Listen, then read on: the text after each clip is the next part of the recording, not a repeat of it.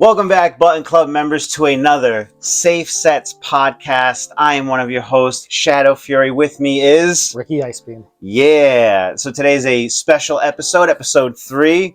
What are we going to be doing today, my friend? Today we're doing a Street Fighter 6 character tier list. Yeah, the tier list. Everyone loves tier lists. There's always so much discussion around them. I know Japan just put out a tier list recently talking about the order that they thought things were in. Did you get to see that at all? I did look at that. I didn't watch the whole video, but I saw the result in the end. Same. And I didn't want it to influence my decision. Right. But I definitely was using it like, they said that, and I put that there. Oh, okay.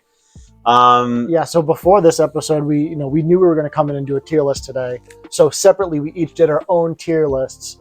We're going to talk about each character, what we think their strengths and weaknesses are, where we place them individually on the tier list, and then kind of come to a consensus for the video, where are we going to place this character today? Yeah, and just to keep things extra interesting, Ricky had the idea of using this cool, unique tool right here.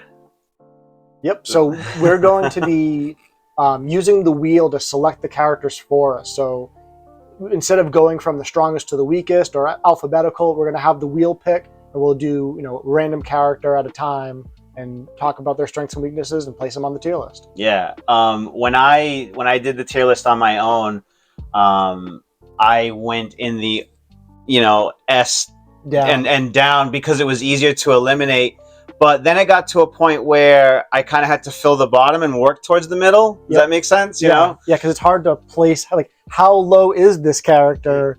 It's not as strong as my S tier, but is it A? Is it B? Yeah. It's almost like the A tier characters push weaker characters down to B and so forth. Yep. And then I'm sure, and like we mentioned before off camera, the subtle differences in order, how they are placed. Some things are arguable. This one does better than that, but is in the same tier, right? Right. So the order, for me personally, the order is not nearly as important as what tier they're in. So if I say the character's, S tier number 2 and you say the S tier number 7, it's like we're splitting hairs at this point. If we can agree they're S tier, they're at the top of the list, and I've seen that a lot on Twitter too, like pro players arguing like, Ken's number 3, no, Ken's number 7. It's like, it doesn't really matter. Ken's good. Yeah, exactly. So let's go back to, the wheel picker here and take a spin. We ready to start? I think we're ready to start. Before we spin, though, I want to have a real brief discussion with you about what the tiers are. So can you go to the blank tier list? And we'll just kind of explain. So we have S, A, B, C, and D. And so in your opinion, what does it take for a character to be S tier? Generally speaking. Generally speaking, they have an extremely strong toolkit. Yep. They are playing a slightly different game than the rest. They have really good buttons and probably win a majority of their matchups on the screen versus the rest of the cast. Right, they have few bad matchups. Exactly, yeah. So it's like they probably have a good number of good matchups, but it's like they're, more or less their worst matchups are even. Yeah. Or like the mirror match is maybe their worst matchup or something like that, Right. Which definitely makes things interesting for all this. So yeah, another thing I would say in general, like there's certain tools in Street Fighter 6 that are particularly strong, like having a crouch medium kick that can cancel into dry rush. That's really strong. Having a meterless reversal, especially one that doesn't require charge, those are really strong. Having like an anti-air DP that doesn't require charge, that's very strong. All true. Having like some characters will have like one really good super, like a character might have a really good level 2, but the level 1 and level 3 is not that great. Mm-hmm. And so a lot of times a character like that might end up in A tier because they have one really good super, but a character that has like 3 good supers, it really does help to push them to the top. Separates them from the rest of the crew. In my mind, that's one of the things that separates A tier from S tier. You could have 2 characters that are almost equal in strength, but if one character has 3 good supers and the other character only has 1 or 2, it's like the one with 3 good supers is S tier. There's nothing wrong with this character. But the one that only has like 1 or 2 good supers, that could be A tier. I think what's also interesting going from Street Fighter 6 to Street Fighter 5 is all those things that we just talked about mattered on the tier list, right? Yep. But what would also matter that's not relevant in Street Fighter 6 is 3-frame, 4-frame jab. True. Right? All that's kind of out the window, and it depends on which button they have that is their 4-framer, and that's equal across the whole cast, right? Right. The other thing that was big in Street Fighter V was the V trigger. Like, you could argue you could do a V trigger tier list, and it was the same as the character tier list, because basically your character strength was so heavily weighed by how good your V trigger was that it almost didn't matter, what tools you were lacking. Your comeback factor, right? Right. It was like you could have a crappy anti-air and no 3-frame jab, but if you had a broken V trigger, S tier. Absolutely. One last thing to note before we get started is this is both of our first time. Yeah, really doing a tier list. I mean, I made one a few days ago in preparation for this. And it was my first time actually stopping and thinking about every single character and placing them and moving them around. Like, I've always had it in my head what my tier list might look like, but I've never actually stopped and put it together. Or maybe the top 3, top 5, and then the rest of it is just kind of whatever, right? Right. Cool. So if you are ready, I'm ready to get started. Yeah, let's go to the wheel. Let's go to the browser. No scrolling. Let's go to the wheel and let's take our first spin and see what we get. It'll be funny if we get the top tier characters that we're expecting. Of course it is. Okay. All right. So let's talk about Luke, my main character. Oh boy, let's talk about him. First, I'm going to take him off here. Did you click him or you clicked Rashid? Oh, bummer.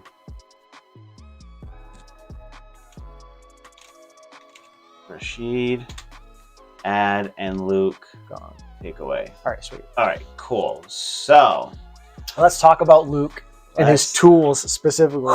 Man. Not just say he's the best because everyone's saying he's the best, but let's actually talk about his tools. Yeah. So he has all the tools. So prepare for this whole podcast to be just about Luke's tools. But really quickly, his level 1 is very, very good. It's the fireballs. It reaches not full screen, but a little bit more than half screen, I believe. Yeah. And then the final hit is full screen, which isn't all that relevant because if the first set of fireballs whiffs, you can just hold parry or tap parry to parry that last hit. And then also, if the first few fireballs are whiffing, you can hold up forward and jump the last fireball to get a nice punish. Yeah. But if the first set of fireballs hits, then the last fireball always hits. And it's just a very good level 1. You can do it in neutral when someone else is doing a fireball in neutral. And it will eat their fireball and hit them. You can use it as a wake-up. It's not fireball invincible, but it's strike-throw invincible. So for most situations, you can use it on wake-up. And then also, it's just a really good combo extender. Luke has a lot of routes that end, you basically do an optimal combo, and then you choose, do I add the super or not? Okay. So he's got a lot of options out of his combo routes and where he wants to go. And you can be really creative. And I know that you have a few combos where you choose to negate damage just to get a safe jump setup or something else, right? Yeah, and a lot of those setups, it's it's not the most damage to get the safe jump, but it's almost the same damage. Mm-hmm. It's this combo does 2,400 damage instead of 2,600 damage, but the 2,400 damage combo gives me a safe jump, and the 2,600 damage just gives me good Oki. Yeah. It's they're both really good. And Luke has a lot of those situations too where Luke has the perfect knuckles, and those are his best combos, and I think it's really the mechanic that sets him above so many other characters. Because if you had Luke exact the way he is, but there's no such thing as a perfect knuckle, it'd still be really good. It'd still be A tier or S tier. But the perfect knuckle system, which allows him extra damage and more combo extensions, I think just puts him at the top. Yeah, and for being a strong character, it adds that little bit of execution challenge to the player so that it's not a cheap strength. It's not so free. It's not so easy, right? There is that execution skill that's involved. So since we're on the topic of supers, what about level 2 and level 3? Yeah, so all his supers are good. So level 1 is the easiest one to combo into, as well as level 3. They're all easy to combo into. Level 2 is the hardest to combo into, and it's really not that hard. He has so one thing I learned more recently if you combo or you do a combo into Luke's EX Knuckle, you can cancel the EX Knuckle into level 2. Oh, and it's okay. not so like the EX Knuckle's 2 hits. You can cancel on the second hit, so you get like basically the full damage right into level 2. Wow. And so that's really easy. I mean, it costs 2 bars, but it's easy to do. There's a few situations where if you end the combo a certain way, you can combo into level 1 and not level 2. Mm-hmm. But like if you're a Luke main, you're not going to make the mistake and whiff your level 2. Like the range isn't very good. But it's very, very fast. I did want to talk about that briefly. Luke's level 1 is 6 frame startup, which is very fast. His level 2 is 5 frame startup, which is like too fast. His level 3, which is his slow super, is 10 frame startup, which is not that slow. Wow, yeah. And they're all invincible? No, so level 1 is not fireball invincible. Level 3 is full invincible. I think level 2 is full invincible. Yeah, I think 2 and 3 are both full invincible.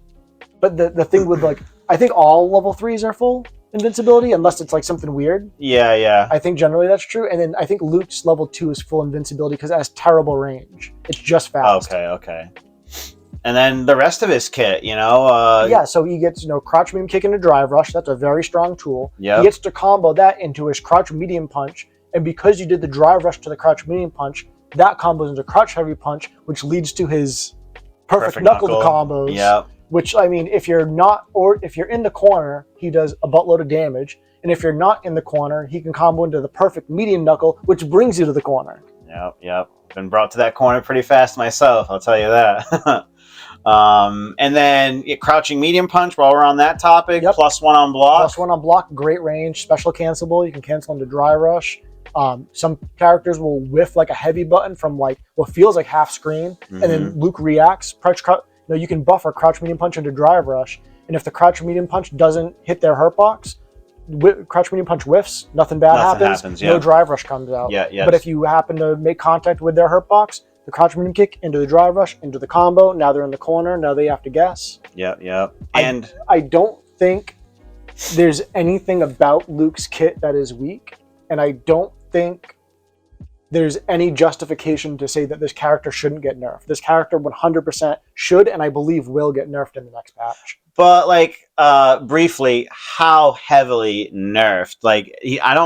I don't believe in this next patch, without getting too far off topic, I don't believe that Capcom's going to drop big nerf hammers on the top characters. I don't think so either. And I don't think that they should either. I would like to see just tweaks. Right, like small nerfs to the top tiers and big buffs to the bottom tiers to try to basically land most characters at A tier. Because I think I think we can all agree we want more characters at A tier. We want fewer characters at the bottom and fewer characters at the top. Because when the game first came out, I would say that you would consider maybe even going from S to B, right? Like I feel like the tiers were so much more converged together, rather than now that things are getting slightly more figured out, we're starting to see, there's pretty clear divides between the classes of characters. Now that we're 8 months in and stuff.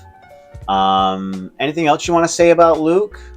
So on my personal tier list that I made the other day, I put Luke in S tier and I put him at number 1. I know that the order's not super important, but I think if you are a strong enough player to always know what combo right to do in the right situation, and you don't drop his perfect knuckles, he's the strongest character in the game. I never see you use the OD version of his run. No. Because it's got the armor and stuff, and if there's a tough way for you to get in, to use that armor and then create a guess, or is it just not really worth it for you? There might be situations where it's worth it. To be honest, I haven't really labbed it. But yeah, using the armor in neutral could be something, like maybe to go through a fireball or something. But I just haven't really labbed it. And because Luke has so many tools and he's so strong and so good, it's I don't feel like I'm missing anything. So that's true, yeah. I haven't stopped to look for something that I'm not... Because everything is working, right? Yeah, everything's working, not missing any tools. And so if there's a tool that he has that I'm not utilizing, I don't realize it. Yeah. I know there's many of times where I try and cross you up while we're playing, and I get stuffed for it with crouching heavy punch. One time we were playing, I was like, how far back does that button go? It's the whole screen. The whole screen. If you hold up and I crouch heavy punch, you're getting hit. And even crouching medium punch, I was looking at the the hit boxes and hurt boxes the other day, and I was so shocked to see how much further that box went past his fist. It's kind of It's kind of crazy. So obviously, without any hesitation, I also had your boy Luke at S tier. But what number do you have him at, roughly? Like top 3? All right. So honestly, I only had him at number 2, but I think him and who I had at number 1 are just as strong. Their strengths are just in different areas. Right, and I wouldn't be surprised if your number 1 is my number 2. Yeah, I would have to find imagine. out. Yeah, we'll get there. Yeah, no spoilers. So back to the picker wheel then? Yep. All right, let's see who we're going to have next. It's actually pretty fun. Cool little animation. It'd be funny if it just gives us all the S tiers. Rashid. Let's Okay, talk cool. about Rashid. Let's talk about Rashid. Done, and let me get rid of him on here. Yep, good call. So we don't forget. Oh, I scrolled. My wife's going to be angry. All right, we're good. All right, back we're in good. frame. Okay. All right. So your boy Rashid. Look at where you placed him. Yeah. I want to see where I Let me double placed check. him. I think I know where he is, but I just want to make sure. Yep. Okay. All right, I have it. So Rashid has, and I was alluding to this before, one of the best supers in the game. Rashid's level 2 Yep. is so strong because if he does it in your face, you either have to block it or parry it. Maybe not right in your face, but right in front of you. So you're going to have to either block it or parry it. But if you block it, it's going to eat up all your drive bar. Mm-hmm. And then you're going to get burnt out. Because not only do you have to block the level 2, but you have to block all the buttons and fireballs. His and approach. and the eagle spikes, all the things he's throwing at you, you're forced to block all those too. So you're going to get burnt out. So you're like, okay, I'll parry it. And then I'll gain the drive bar instead. And that would make it super weak. But Rashid can just throw you. Yep. And not just throw you, punish counter throw you, then get Oki. And if he does a string, you have to block the string, and then the tornado comes behind Rashid. He can then throw the tornado at you and get another mix-up. I don't see Rashid players using anything else other than level 2, unless level 3 is going to kill. Yes, if level 3 is going to kill, and it's either a desperate round or it's the last round of the game. Yeah. If you're playing Rashid and you're playing him right, you're using level 2 at least once per round. I've seen it used twice in a round. Oh yeah. Because if you have, let's say you have 3 bars, you can spend your level 2 in a round and then gain a bar and then do it again. Yeah, oh yeah, absolutely. I actually experienced that last night.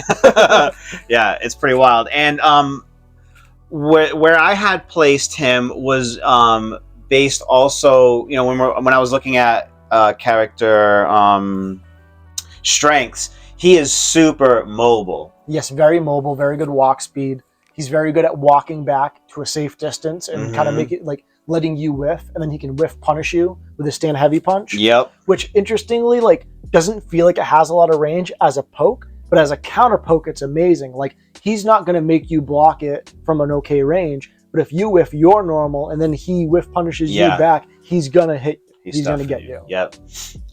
Plus, he's got the projectile setup, like you said. He's got the wall jump and double jumps. And then his mobility increases with level 2 when he's able to, jump through it, dash through it, and everything else. Yep. He has the crouch medium kick drive rush again. Yeah. Very strong tool. Need that. The other thing that he has that it's kind of, without knowing every single character as deeply as I know my main character Luke, but I do know that Rashid has the 3 jab string where you can do jab, jab, jab, and the 3rd jab doesn't whiff.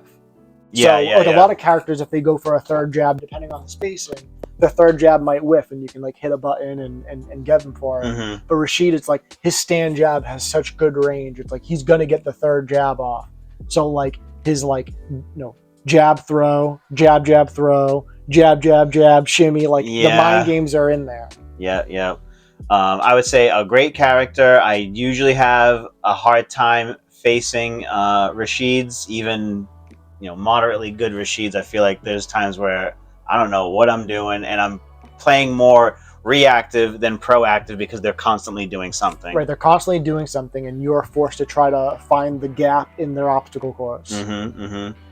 Now, I got hit by level 2 last night at one point, and I was kind of surprised that it didn't do a lot of damage, but I guess that's just to balance out its utility. Right. It's like if you are avoiding the hit, there's more than one way to make it bad for you. And if you get hit by it, it doesn't do a lot of damage, but it has multiple uses. And good juggle properties. So if, let's say, you don't know the matchup that well, you're like, let me just try and jump over this. Now you're getting caught in the air. You're going to get spinning mixered or whatever else he's capable of doing. Right. And so like the damage isn't great, but it's like if you got hit by it, he's carrying you to the corner, and then you're going to block another mix-up from the tornado. Yep. And then spinning mixer on the ground is 0 on block?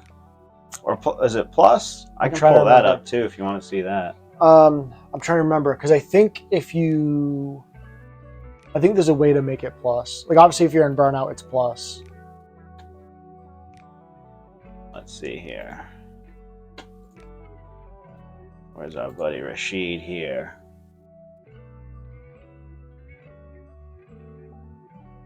+2. With the wind. So that's what I was going to say. So if you do it regular, it's -3, which is safe. And being -3 in this game is a great opportunity to just tap parry. And if they press a normal, like a light or a medium button, you get the perfect parry. But if they go for a throw, then you get punish counter throw. So there's risk reward in there. But also -3 is a great spot to throw out an EX DP. So being -3 isn't even all that bad. It's not punishable. Yeah. So where did you have him on your tier list then? So I placed Rashid in A tier. Not because he necessarily doesn't belong in S tier. He's a very strong character. It's once I started populating my tier list and realizing like every character that I think is good can't be S tier.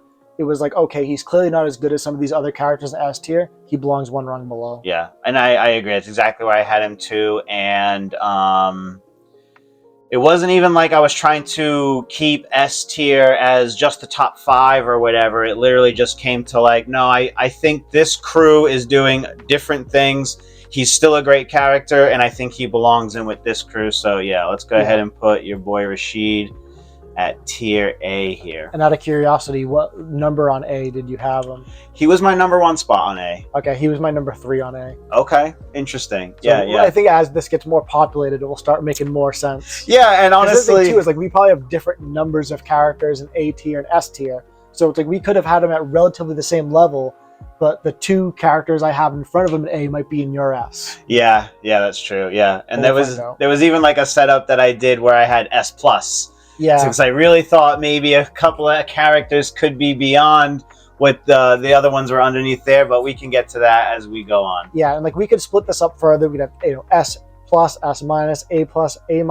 But I find when you do that, you end up having like 2 characters per tier. Yeah. And at that point, you're just making a linear list. Yeah, and I didn't think that there was anything beyond, like in between. I thought S+, because there's a few certain characters I think are, a little bit beyond, but that could also just be said with being at the top of S. So, yeah, same thing. Sure. All right, my friend, you ready for another one? Let's spin the wheel. I deleted Jamie already, right? You scrolled. I know, my wife. She's going to hate me for that. You didn't delete Jamie. Jamie? No, it was Rashid. Rashid's gone, yeah. Okay. All right, cool. Ready? Yep. Give us a low tier. I want to fill it in. Mix and match. Aki, this will be a very interesting one, I think. Okay, yeah, go ahead. Reference that while I delete her on this end. Yep, so I'm just going to double check where I placed this character. Yep. So when this character first released, because this was the first DLC character, right? Yeah, it was harder than Rashid. No, Rashid was. No, I thought she came out before Rashid. No, right? It was because Rashid was for Evo. Everyone was like, can Rashid be Evo legal? Oh, you're right. And he was, and then they released her trailer at Evo. You're right. Or like that, what was it called? Not Battle Hub. Her World Tour trailer. Yep. And then they had a gameplay trailer shortly after that. So I want to say, I can look it up if you want. We don't really need to know. No, okay. I was just going to say, like, she is a DLC character. She's relatively new.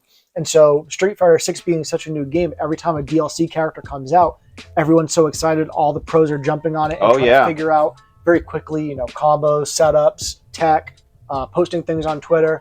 And pretty early on, after Aki was released, all the pros, I don't know how, quickly came to the consensus that this character sucks. Mm-hmm. And I disagree. Yeah. When I played her, she wasn't for me.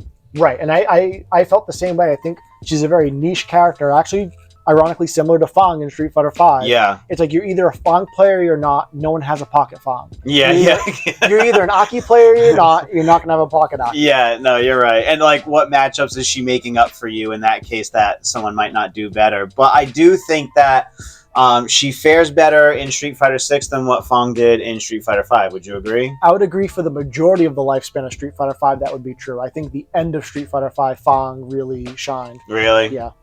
So let's talk about her toolkit.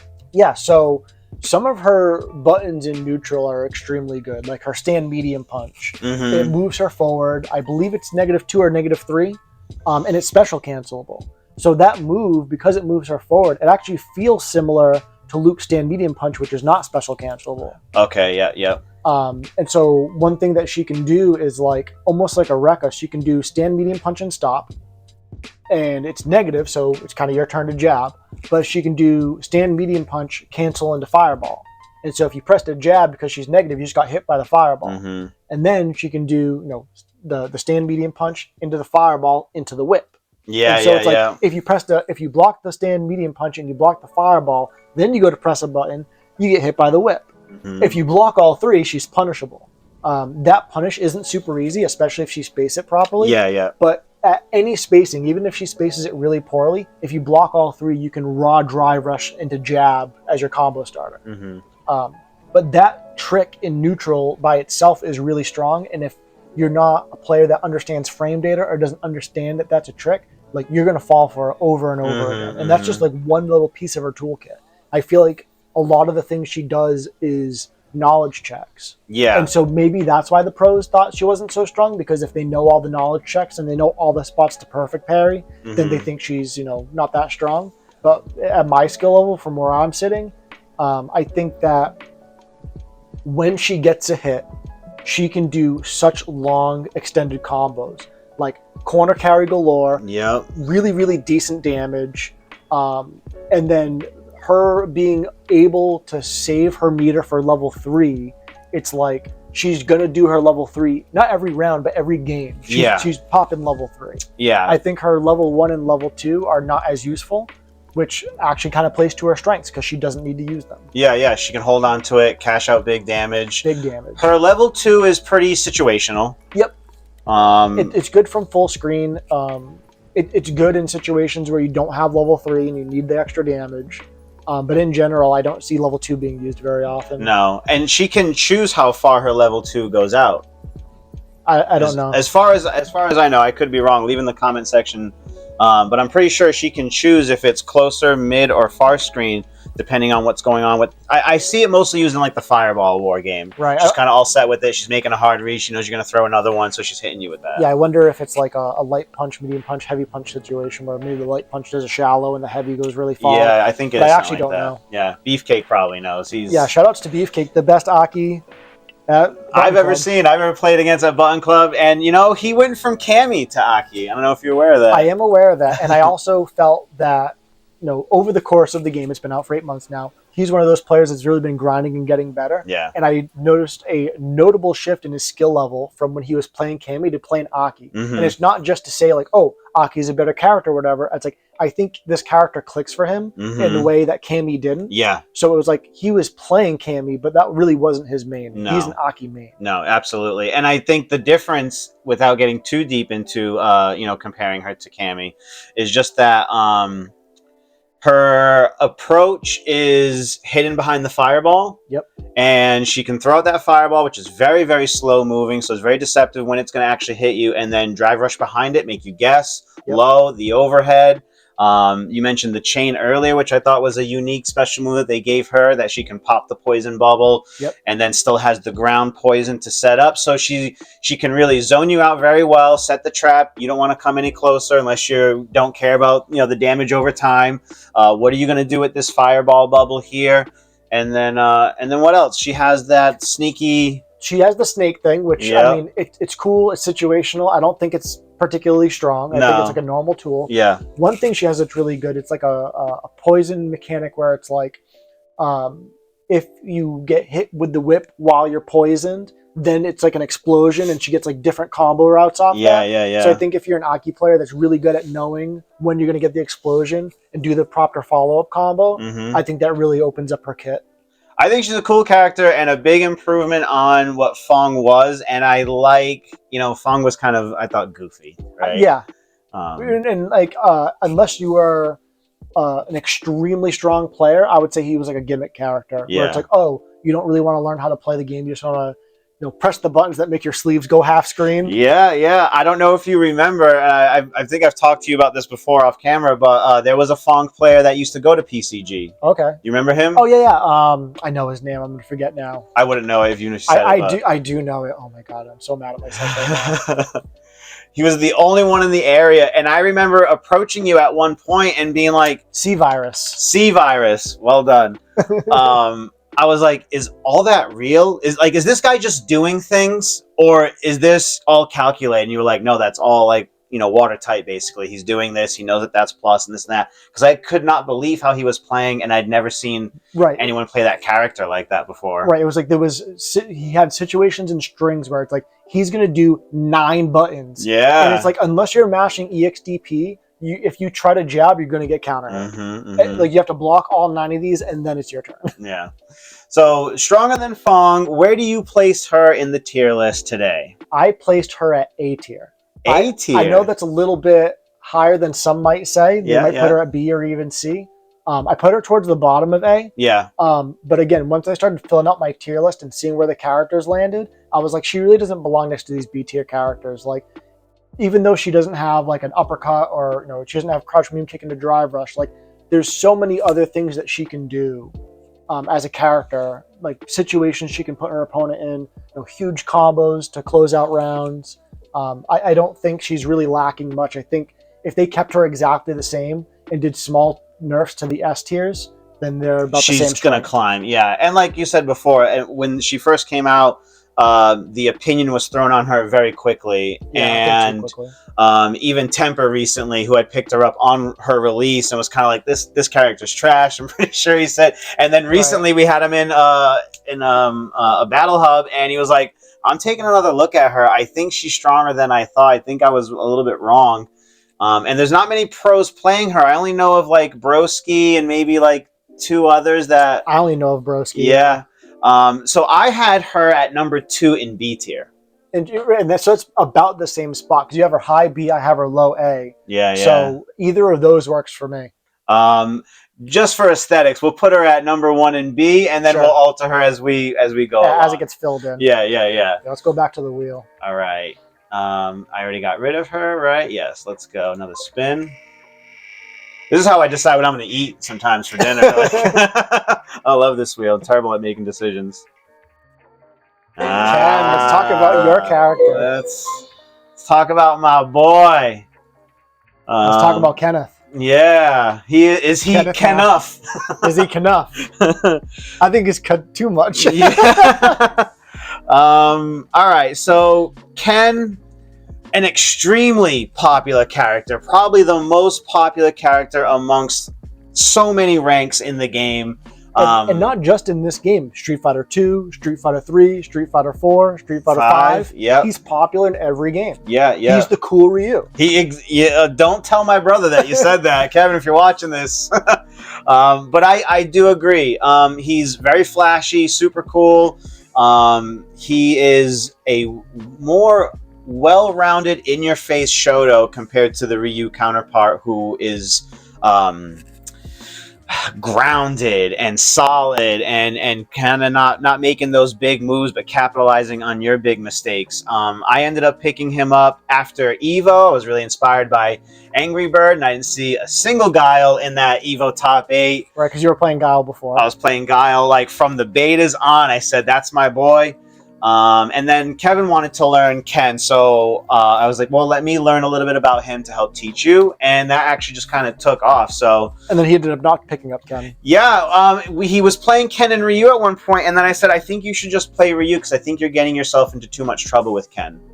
You're overextending. Taking too many risks. Yeah, you're overextending, and it's not helping you. And I think this is just, it's funny how Kevin plays Ryu and Ryan plays Ken.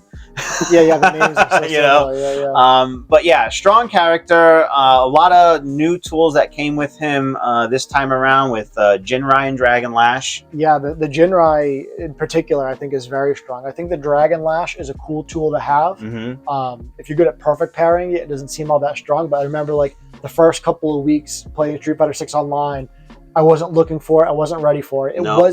It's much faster than like Ken's heavy Tatsu from 5, which also moved forward, similar style, but not the same tool at all. And then the heavy one, it's got like 20 something frames of startup, but +1 on block. So if you use it in a setup or even at the right range, like you said, when someone's not expecting it, now it's your turn. It's time for them to guess. Crouching medium kick into drive rush. Very long range crouch medium kick too, by the way. It's nice. I like it.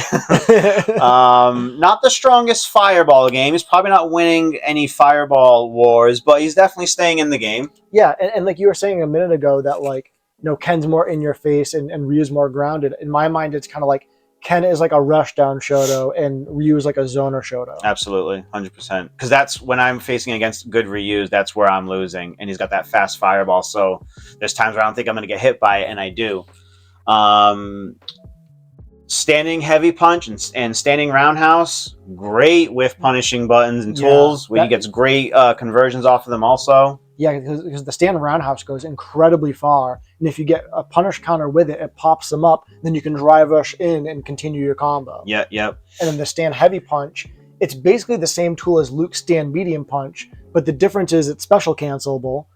It's plus enough on hit to get a combo, and it's only -2 on block, so you can kind of just throw it out there. Abuse it at a good space. Yeah, I mean, no one, in my opinion, unless you're guessing, no one's going to perfect parry the stand heavy punch on reaction. Because it's just, I feel like to perfect parry a button on reaction, it has to be like a very slow button or a very slow special move.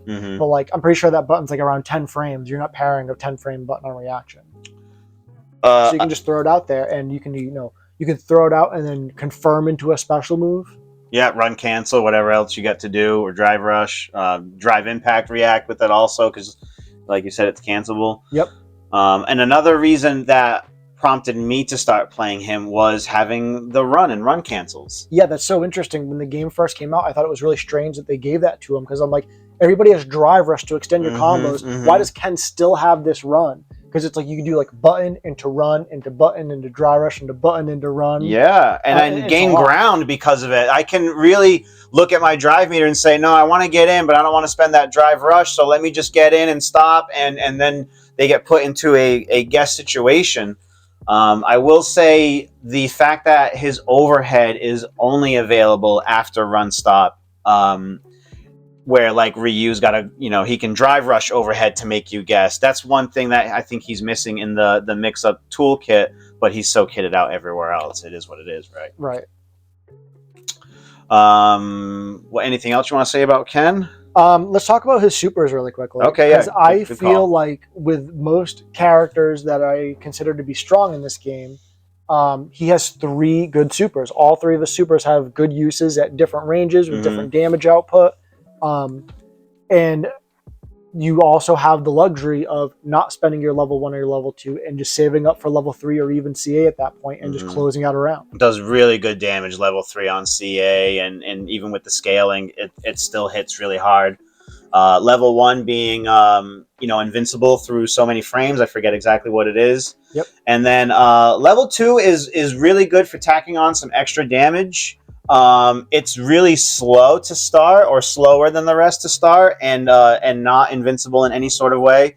So in those first few months, I'd be like, oh, let me throw out a level 2, and oh shit, I got stuff. Right. It's really a combo ender for the damage and for the drive meter depletion. Yep. But all 3 of the supers are good. I see Ken players using all 3 supers, regularly. Absolutely, yeah. Unlike Rashid. So I think they all have good uses in different situations, and having that kind of utility on your 3 supers can really push you above some other characters. Where did you have him on your tier list? So I had him on S tier, but I had him towards the bottom of S tier. I had him at number 5. Okay. So interestingly enough, I had him at number 5, but he was in A tier. Oh, I see. Yep. Yeah. So Want to put him in S for now? Yeah, let's put him in S. Let's put him in S for now. Strong character. Not as handsome, you know, but he's doing his own thing. All right, back to the picker wheel. Yep. And we got rid of Ken. I'm sure there's a lot of people sick of hearing and talking about Ken anyway, right? Yeah, there's discussions. He's like the character that everyone can't agree on. Yeah. Like, is he number 2 or number 6? Yeah, and your boy Phenom is only helping that out. Yeah. So Chun Li is our next character. I'm glad that this character came up because I think a lot of people are not understanding the strength of this character. I think Chun Li is a very popular character, and because she's so popular, there's a lot of players who are using her who aren't super strong. And so I think that can skew people's opinions of the character. Yeah.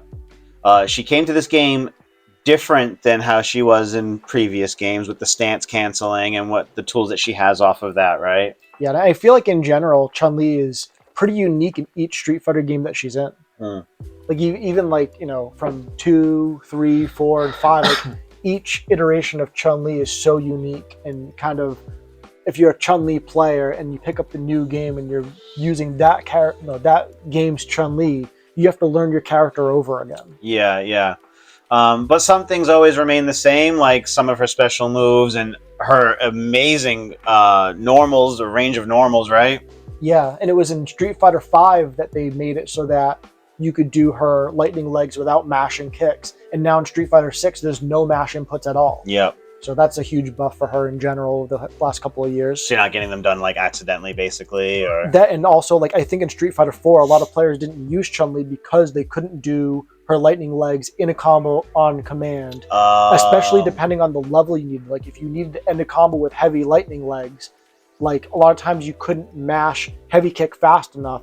So you'd hit like different levels of kicks and land on heavy kick at the last, so it executes the heavy lightning legs. And I think that execution barrier caused a lot of players in Street Fighter 4 just to pass her up for an easier character. Interesting. That, and also in Street Fighter 4 she had charge supers. The charge super. What about ultras? I don't remember. I'd have to double check. I think she had, I think her Kikoken was not charge. Okay. But I think her other Ultra might have been charge. It's been a long time since I played. Yeah. But her Super was charged for sure. The talk about her in the beginning was that not so strong, not so popular, and I think at EVO we saw a modern Chun Li getting some work done, and I kind of think that that and just time. Having so much time to work with her, I'm seeing a lot more Chun-Lis. Yep. I'm having a much harder time with the character because I feel like she's got such great buttons. She can play 3 different games almost in one. She can play kind of in your face. She can play that mid-range and punish. Yeah, and then she can play the zoner kind of and use her fireball to get in safely and to start her shenanigans. Yeah, I think it's really interesting that they made her up kicks. Her up kick special move, like a down input. So it's like not only do you not even have to do the DEP input, but more importantly, it's not even charge anymore. I think that's a huge buff for her that people aren't, taking into consideration when they're talking about the strength of this character if they're not maining this character. I think when you're using the character and realize how strong that is, you're like, oh, I'm Guile, but I don't have to charge my flash kick. And then the trajectory of that kick being upward, kind of like a DP, where I know in Street Fighter V, it was low spinning bird kick, so it didn't always combo right, or it was very situational when you would use it and how you would catch the opponent. Right. So where do you have Chun Li in your tier list? I believe I know where she is. Let me just make sure that I don't make a mistake. Okay. I have Chun Li in S tier. Yeah. But I have her towards the bottom of S tier. I have her at number 6. Ooh, so right next to Ken. I had her right next to Ken, but actually, maybe it was my PTSD from fighting a few Chun Li's. I had her before Ken. I had her slightly better because I feel like she is winning the neutral and whiff punish game, and for as a Ken main, where I have to be or want to be to get my game plan going, her range goes beyond that. Yeah, but I think we can agree that Ken is very strong and Chun Li is close to that strength. Yep. So I think placing her there for now for this tier list is good. I agree. On to the next. Did we already take her off? Yeah, we did, yeah.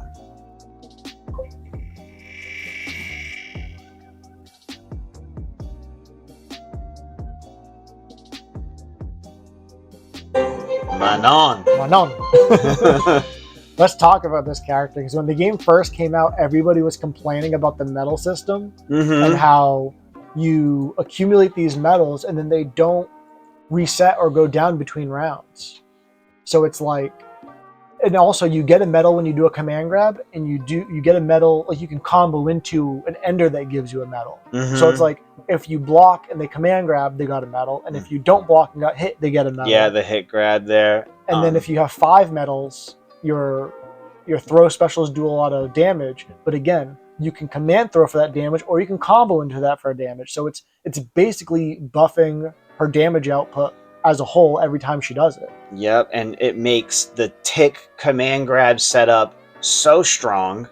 Probably the strongest in the game, especially with the fact that she gets that forward momentum with her command grab rather than, forward.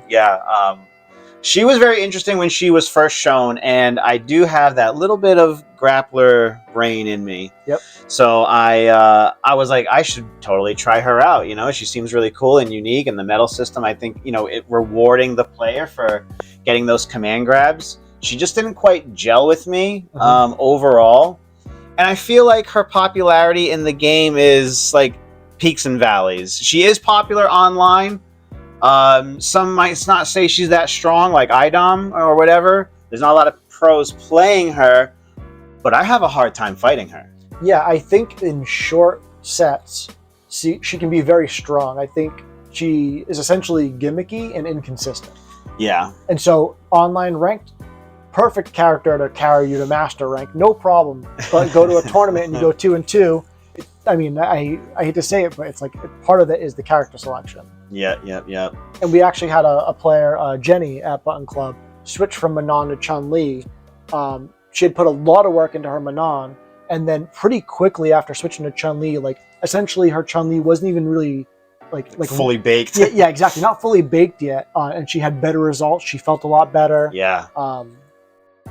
Yeah, so they amazed me when I saw their Chun Li. I was like, wow, how much time have you put into this? Because it went from like, oh, I can see you're learning Chun Li to like, good Lord, like you have a Chun Li now. Right, and I think that goes back to the amount of effort she was putting into the game. It was like she was putting all her eggs in the wrong basket, essentially. She was putting so much work into Manon, trying so hard, and not getting the results that she was looking for. It's like, I hate to say it, Manon's just not as strong as Chun Li. And the results have spoken for themselves. And I think the consistency is what makes it so hard. Like I said, if you're playing ranked and you're winning 50% of your games and your rank is going up and you make master rank, good for you. But if you're winning 50% of your games and you enter a tournament, you're going 2-2. That's not a good score. No, that's not really worth your while in that case. And then it just goes back to, like you said, losing at character select screen, because if you are a competitive player, there's facets to all this, and doing well online compared to your weeklies and your majors is a very, very different story. And I also do agree with the gimmicks, because she has the low multi-sweep that kind of gets her in. She has the high overhead there.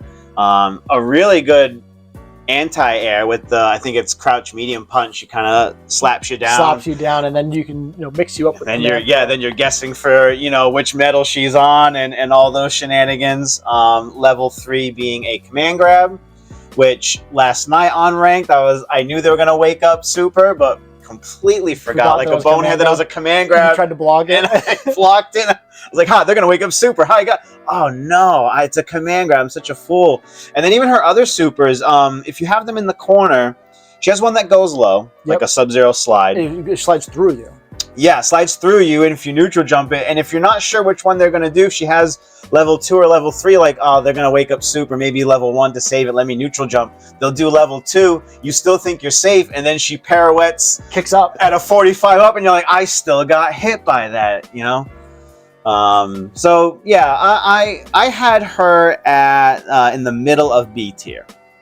Interesting. I had her at C tier. At C tier. At the top of C tier? Top of C tier. Top of C tier? Alright, I think I'd like to see her there for and this iteration. Also for reference, I don't have any characters in D tier. I don't know if you did. I did. It wasn't a lot of characters, so part of me was like, you can just put them at the bottom of C. At the bottom of C, yeah. Fair. Like, yeah, they're either the worst at their C or they're the best at D tier, you know. So pick your poison with that. Right. All right, back to the picker wheel. Sure thing.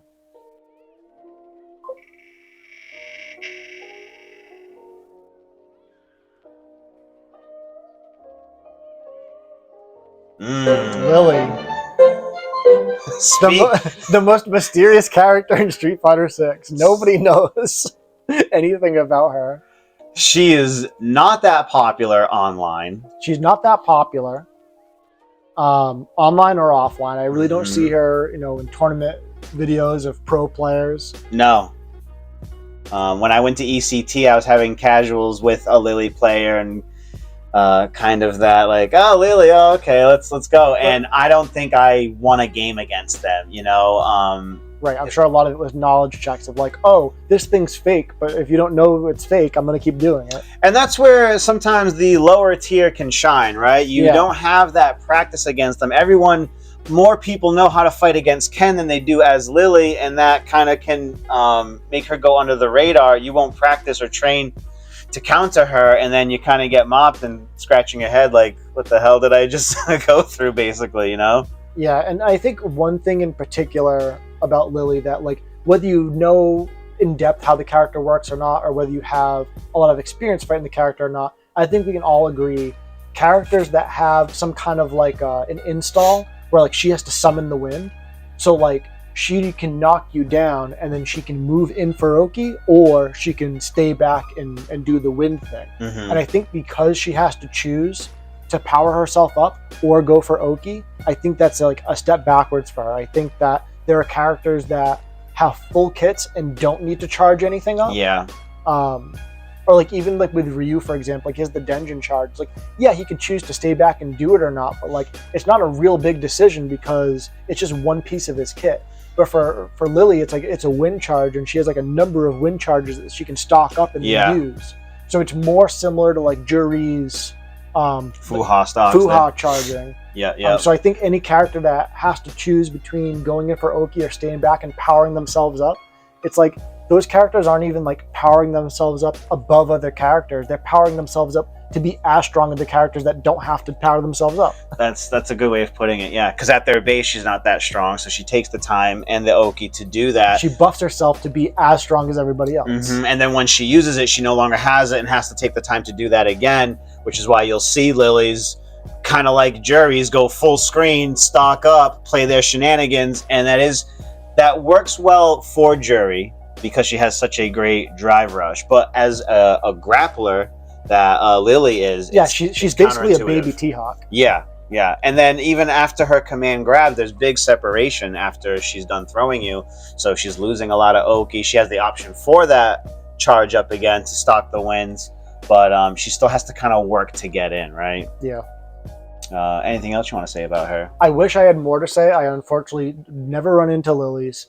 I don't know that much about the character. I don't know her that in depth. And so anytime I do run into a Lily, I'm basically anticipating that I'm a stronger player than the Lily player is, and I'll just outplay the player, not necessarily the character. Not bob and weave around all the things that the character's trying to do to me. And so I don't think she's strong, but she as infuriating to face at times as Manon, in my opinion. She gets me pretty triggered with some of her gimmicks and what's going on. So arguably, I had her at the bottom of C tier or the top of D tier. Interesting. I actually had her above Manon. I had her in B tier.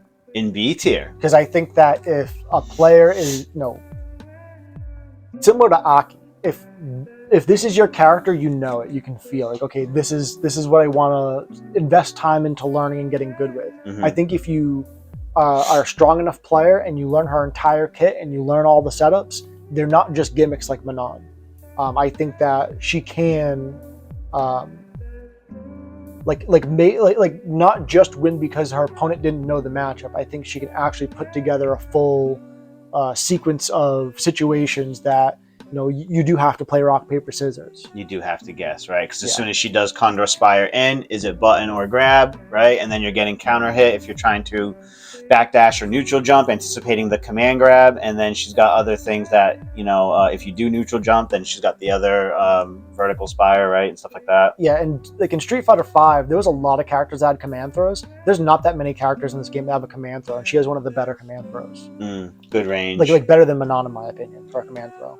Really? Because it goes to the end of her hammers or whatever there, rather than Manon having to move in to do the command grab? That, and I also kind of feel like with Manon, it's like she gets in your face and it's like button or command grab, and if you guess right, you're out of it. But with Lily, I feel like like the command grab is obviously good. So with Manon, if she's not command grabbing you, she's using her normals, and her normals aren't that good. I think Lily has better normals than Manon at close ranges. At close ranges, okay. I was gonna say because her buttons I find so annoying sometimes. At a further range, Manon's pokes are good. But again, I don't think Manon's that good because her buttons are good at far poke range, and that's where the character is weak. So it's kind of like a disconnect between what her tools are doing and what the character's trying to do. Like Manon wants to get in close where her buttons are not as good.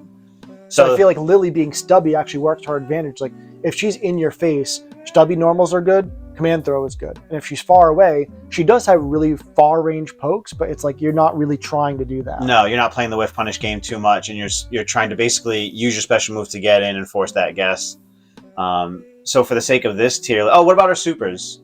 Again, I never run into Lily, so I don't know it very well. Yeah. I think her level 3 is a command grab. yeah, it is. Yeah. And then level 1, she like spins around like a helicopter. Is level 2 the one that looks like an uppercut? Yes. Yeah. And other than that, I don't think her supers are all that great. I mean, as with any character, if you can save up level 3 and close out a round, I mean, that's what every character does with their level 3. So I think she's fine in that aspect. So yeah, I would put her at the bottom of B, in my opinion. Bottom of B, or do I just put her like since we've been doing? Yeah, for now. Well, I would argue she's better than Manon. I'd put her to the left all right. There you go. And I'm fine with that. And now they're looking at each other like, which one out command grabs the other, right? Right. Yeah, I think they're both kind of in the same boat. It's like they're both not that strong. They're both pretty inconsistent. They're both trying to win on coin flips. Like I said, I think Lily has more of a solid game plan overall. But I'm fine placing her there for now. Yeah. And again, I don't know her all that well. So yeah. My opinion is not super strong with her. We might get to know her a little bit better come season 2, because I bet her especially is one, starving for some buffs, right? Yeah, I think so. All right. You saw that? I didn't see anything. Okay. I got rid of her there.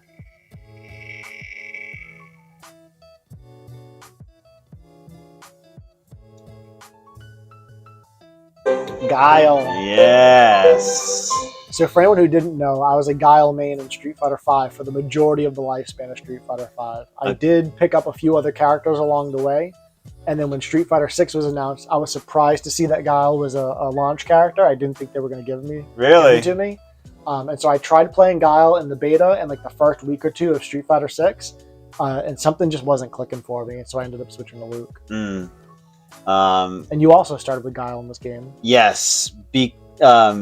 Back to you saying being a Guile man, I would say Guile menace. Okay. Thank you. And I know his archetype is strong, and playing against you and watching you win all those times ago, felt that the character was really strong, and I didn't want to. I had an eye for the low tier once upon a time, and I wanted to make sure I changed that. Couldn't be, yeah, right. Couldn't be me. I only play S tier. So I was like, you know what? I know Guile's strong. I know his game plan is strong. So I'm going for that, swinging right out the gate, and then I did really well with Guile, but it was very much early stages of the game, and then the more I got to play, especially against other characters, the more my opinion changed with, yes, he's strong, but I just don't think, I think Street Fighter 6 is what makes him weak.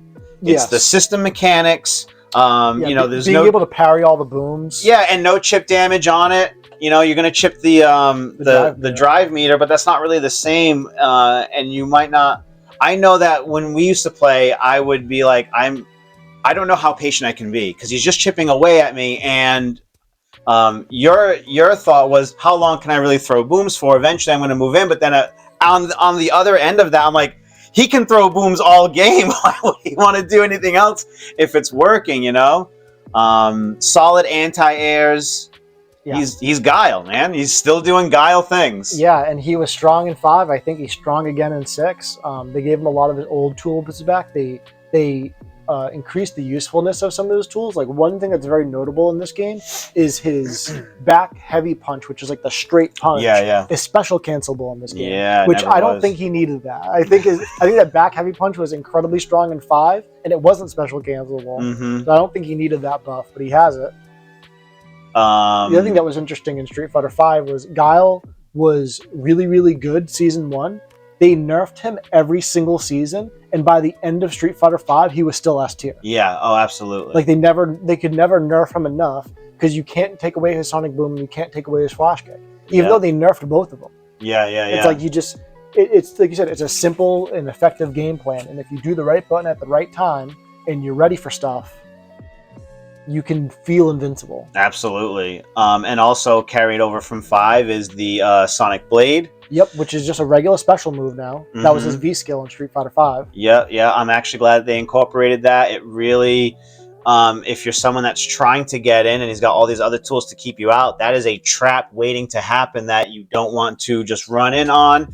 And when he's throwing his booms behind it, it's now a more empowered Sonic Boom. It's 2 hits now, right? Well, it was that way with the V skill. Yeah. And what was different though in Street Fighter V is because you didn't have to do a motion input to do the V skill. It was just medium punch, medium kick. Yeah. You could be charging while you did the V skill, then just throw a Sonic Boom. In Street Fighter 6, because you have to do a motion input, it's quarter circle back. Yep. You will lose your charge when you do that. So what happens is you do quarter circle and then you just press forward and punch. You don't even have to charge to do the Sonic Boom follow up. Oh, okay. And then I think that's like a really strong buff. See, I didn't even know that. I was always charging, letting it sit there, and then... No, yeah, you can just do Blade into Sonic Boom, no charge. Oh, wow. The more you know. Yeah. Well, I didn't know it for a while either. I learned it looking at the frame data app. I was like, oh, that's why it comes out so fast sometimes. Oh, okay. I thought it was the strength being used behind it rather than that as a... Okay, that's interesting. So I think being able to do that without having to charge, I think it makes sense because of the motion input, but I also think it buffs him at the same time. Mm-hmm. And then perfect booms. Perfect booms are so good. They're not that hard to do. No. They stay on the screen for so much longer. They're more plus on hit. So like in the corner, Guile gets like unique perfect boom combos. Yeah, like essentially perfect boom loops with the drive rush. Yep. Which is incredibly strong if you know how to do them and you can execute that well. Mm-hmm. The other thing I was talking to you about, I think it was last episode, was Guile's perfect flash kick. Yes. So if you do a flash kick that's not perfectly input, you get somersault. It does less damage. If you do a perfect flash kick, doing up and kick at the same time, he'll say the word flash kick, and it does way more damage. I don't know the math off the top of my head, but I think it's like 200 extra damage. Yeah. And so being able to do like button into drive rush into flash kick into level 3, it's like, well, if that is a perfect flash kick or not, that's going to decide whether or not that combo is going to kill or not. Yeah. That information, we had Button Club the Monday after, and so many people were like, I had no idea he had that either. That's actually super cool. So I'm glad that, me saying something that I thought was common sense actually resonated with people. Wasn't. Yeah. So same thing now. I wonder if people, let us know in the comments. Did you know that Sonic Blade and Sonic Boom doesn't require charge? Yeah, even if you mained him like I did. What an idiot. And then he just controls airspace so well. Yeah. He's got so many great anti-air buttons on top of flash kicks if he's not charged. And then an air grab. He's just got so many ways to stuff your jump and approach, which is all you can think of to do at times once you're getting hit by a barrage of Sonic Booms. Yeah, his crouch medium kick is an incredibly strong, very annoying button. Yep. The drive rush system, I think, helps him out a lot. I think, like in Street Fighter 4, Guile would do like button, FADC, button, but he didn't do a lot of damage. Yeah. I think this is like a high damage output version of his Street Fighter 4 self. Mm-hmm. And so doing things like drive rush into crouch medium kick, being safe, and then if it hits, you can just combo into flash kick. Yep. Or depending on the spacing, you can combo crouch medium punch into flash kick. I think that's incredibly strong. Plus his level 1, being able to choose in the air on the strength or on the ground straight. Level 2 being his install V trigger from Street Fighter V.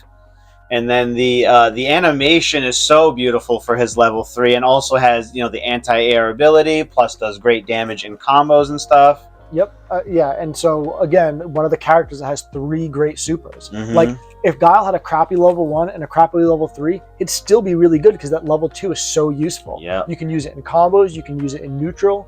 Like if your opponent is burnt out and relatively low on health, and you pop your level 2 super, it's basically checkmate. Or if you need that to edge them into being burnout, that they're close. You know what? I want you in burnout now. So, and then they also gave him a what's it called there?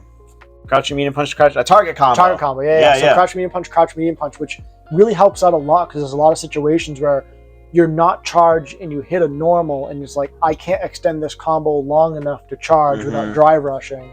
So you can do things like crouch medium punch into flash kick, and now you have enough time to charge. And a way they kind of balance that a bit is if you do crouch medium punch, flash kick level 3, you don't get the animation because there's too much pushback. Yeah, and there's more scaling after the target combo. Okay. Yeah, so it's an incentive to do it, right? But what else are you doing to work your way around either that scaling? Because I've also seen obviously still has classic like jab to flash kick, or if crouching medium punch hits as a counter hit, then you can just negate the second hit because you've already been charging into flash kick, so you can probably get the same if not more damage that way.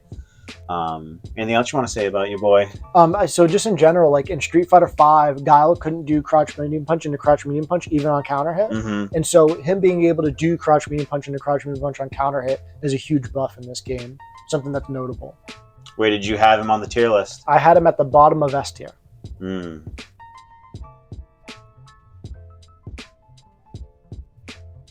Huh. I had him at the bottom of A. Maybe I was... So you had him below quite a few characters. Yeah. Did you have him... Where did you have him relative to Rashid? Above or below Rashid? He was below Rashid. Interesting. Because I just figured that Rashid was so mobile and would have ways of getting in and then maybe causing Guile to flash kick preemptively and missing because he was jumping over with the double jumps. He can't win the fireball game against Guile, but he can definitely use that to start and to maybe try and get his way in. Yeah, and that might be a bad matchup in particular. Like that one matchup might be in Rashid's favor. But I think overall, I feel pretty strongly that Guile is stronger than Rashid. Really? And so if you're fine with it, I was going to have you just place him at the top of A to try to... Like, okay, Like if I had him at S and you had him at A, it's like, well, that kind of meets in the middle. Real quick, just before... you might have to drag Rashid. Yeah.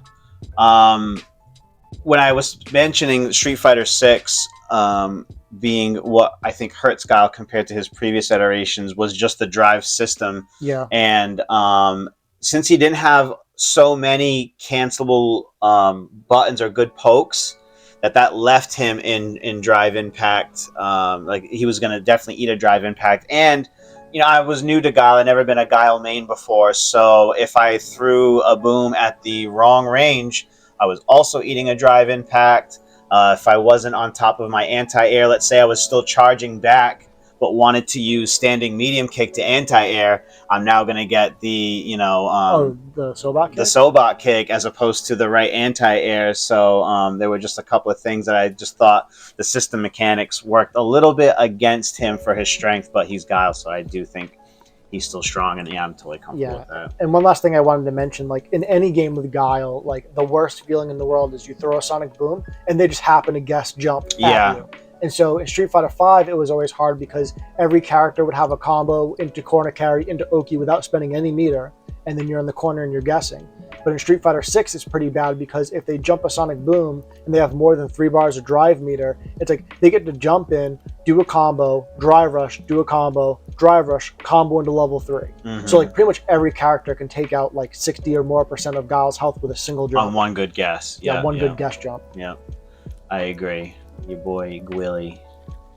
All right, I got rid of him. Right, saw nothing. On to the next. This is way better than picking them out of a hat. This will be interesting to see it go. This is the 2024 version of drawing names out of a hat. Save the trees. All right, your boy Jamie up next. I know right where to put Jamie. Did you just take you? Is he good? All right, we're good. Yep. Okay. So Jamie, an interesting character, kind of a blend of characters we've seen in the past, but a really cool, drunken, non-alcoholic master martial artist. I like his look. I think he's got some cool flair, but what about how he actually plays? How does he play? Is there an F tier on here? Oh, no! I think Jamie is far and away the worst character in Street Fighter 6. Wow. I think that when he has 3 drinks, he's like B tier. He's like normal strength. I think when he has 0 drink, 1 drink, or 2 drinks, he's the worst character in the game. Wow. Like he's quite literally designed to be worse until he gets the drinks. But when he gets the drinks, instead of being like A tier, S tier, or like I almost imagine like Nikali when he would pop V trigger.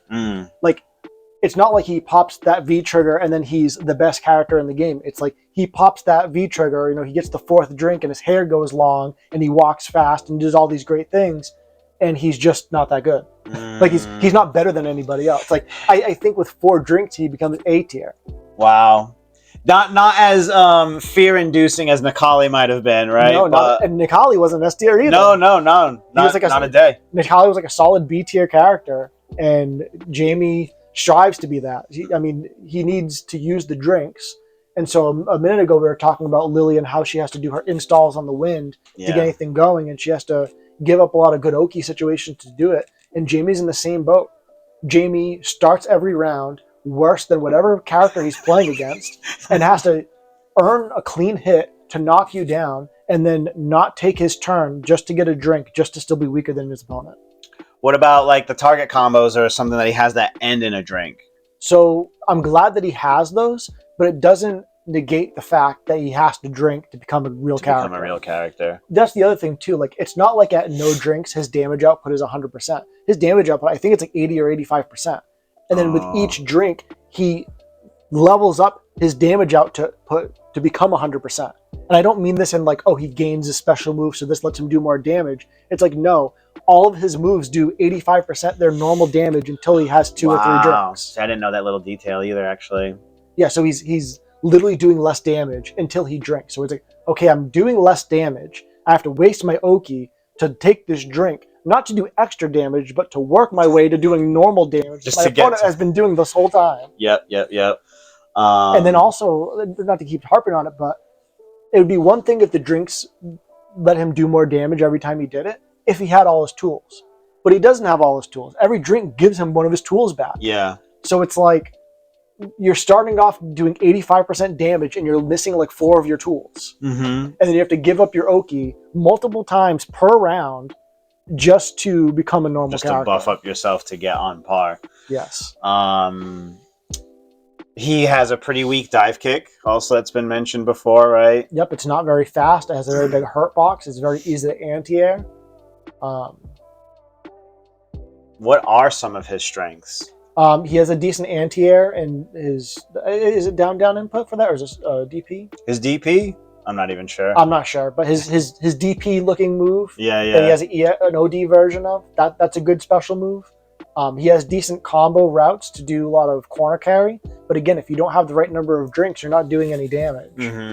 I think in general, like as we like talk about the different tiers of character, like S tier is buffing you as a player.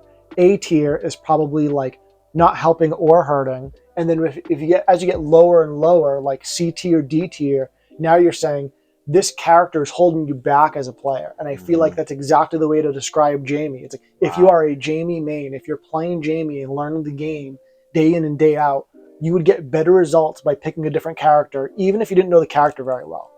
Like if you make it to master rank with Jamie, that day you could grab Luke and be better.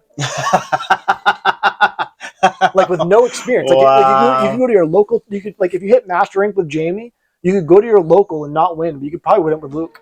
Wow. Or Ken, or any of the S tier characters. Good lord. That's quite the take. We're looking at you there, Tomato. Pick another character. Pick another. Well, because I know you guys had games one night, and that was literally what you had said in the chat. Like, this character's holding you back. I think you need to upgrade. Yeah, and I'm not saying drop the character completely, but I'm saying if you love this character and you want to do well with them, I think picking up a secondary character to take on your bad matchups, or if you're at a local and you run into let's say the top player who's going to win the whole bracket, it's like maybe don't use Jamie for that one match just to try to give yourself a chance of beating someone you can't normally beat. I think for some of his other strengths, having his heavy punch being 3 hits completely demolishes drive impacts. Yep. And I'm pretty sure that's only like 5 or 6 frame startup, so that's actually pretty quick for a heavy punch. Yep, and then you can like drive rush into it, which makes it plus on block, so that's useful. He can kind of avoid fireballs with his grounded little breakdance spin kick, right? Yep. And then... but I'm not sure if he has that until he has a certain number of drinks. Yeah, I think that's like 2 or 3 and up, basically, right? I don't know specifically, but I think he doesn't have it at 0 drinks. That's another thing I guess that might shy away a new player. The game itself can already be pretty daunting and everything that you have to learn, let alone now also remembering, what do I get at this drink? I need to get that drink in order to get this so I can do this situation. Right, and I'm sure there's lots of players who have gone for a combo route thinking they're at 2 drinks and they're only at 1 drink and then they drop the combo. Yeah, make a mistake, drop it. And then he gets command grab, I think, in level 3. In level 3? Yeah, 3 drinks is command grab. That one I know. That's the one I know for sure. Because when I'm in the corner and the Jamie plays in my face, I always check, does he have 3 drinks? Do I have to hold up? Yeah. And then being able to convert off of that command grab into a full combo, even though the damage does scale kind of heavily on that, right? Yeah, it's similar to Yun and Yang's command grab. Okay. Or even like Fei Long. Okay. So you had him where again, you said? The lowest tier he could possibly be. You want me to put him in D right now? Oh, 100%. Oh, wow. So I had him... How many characters in the game? 20. He's the 20th character. Wow. See, I had him a little bit higher. I had him at the end of B tier. Yeah, I just can't imagine a character, because of his drink system, holding him back basically the entire time. And it's not until he has 3 or 4 drinks that he's pretty good, but he had to play harder to get there. It's like, I can't justify saying any character is worse than that right now. Wow. The discussion I was having in the beginning, too, was the comparison of him to Manon with their levels, and how big of a buff or advantage do you think it would be if Jamie was able to retain his drinks round to round? I think that would obviously buff him a lot. I don't think he was designed to do that.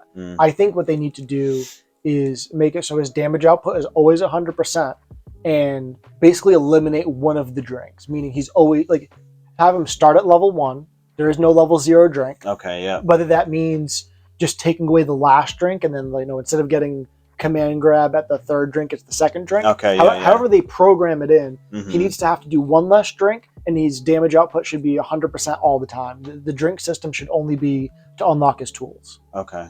All right, so here we go. In my opinion. Yeah. Well, I wasn't sure either, and I'm not someone who is as seasoned in and nor do I ever think that I know enough to say what a character needs or doesn't need for buffs and nerfs.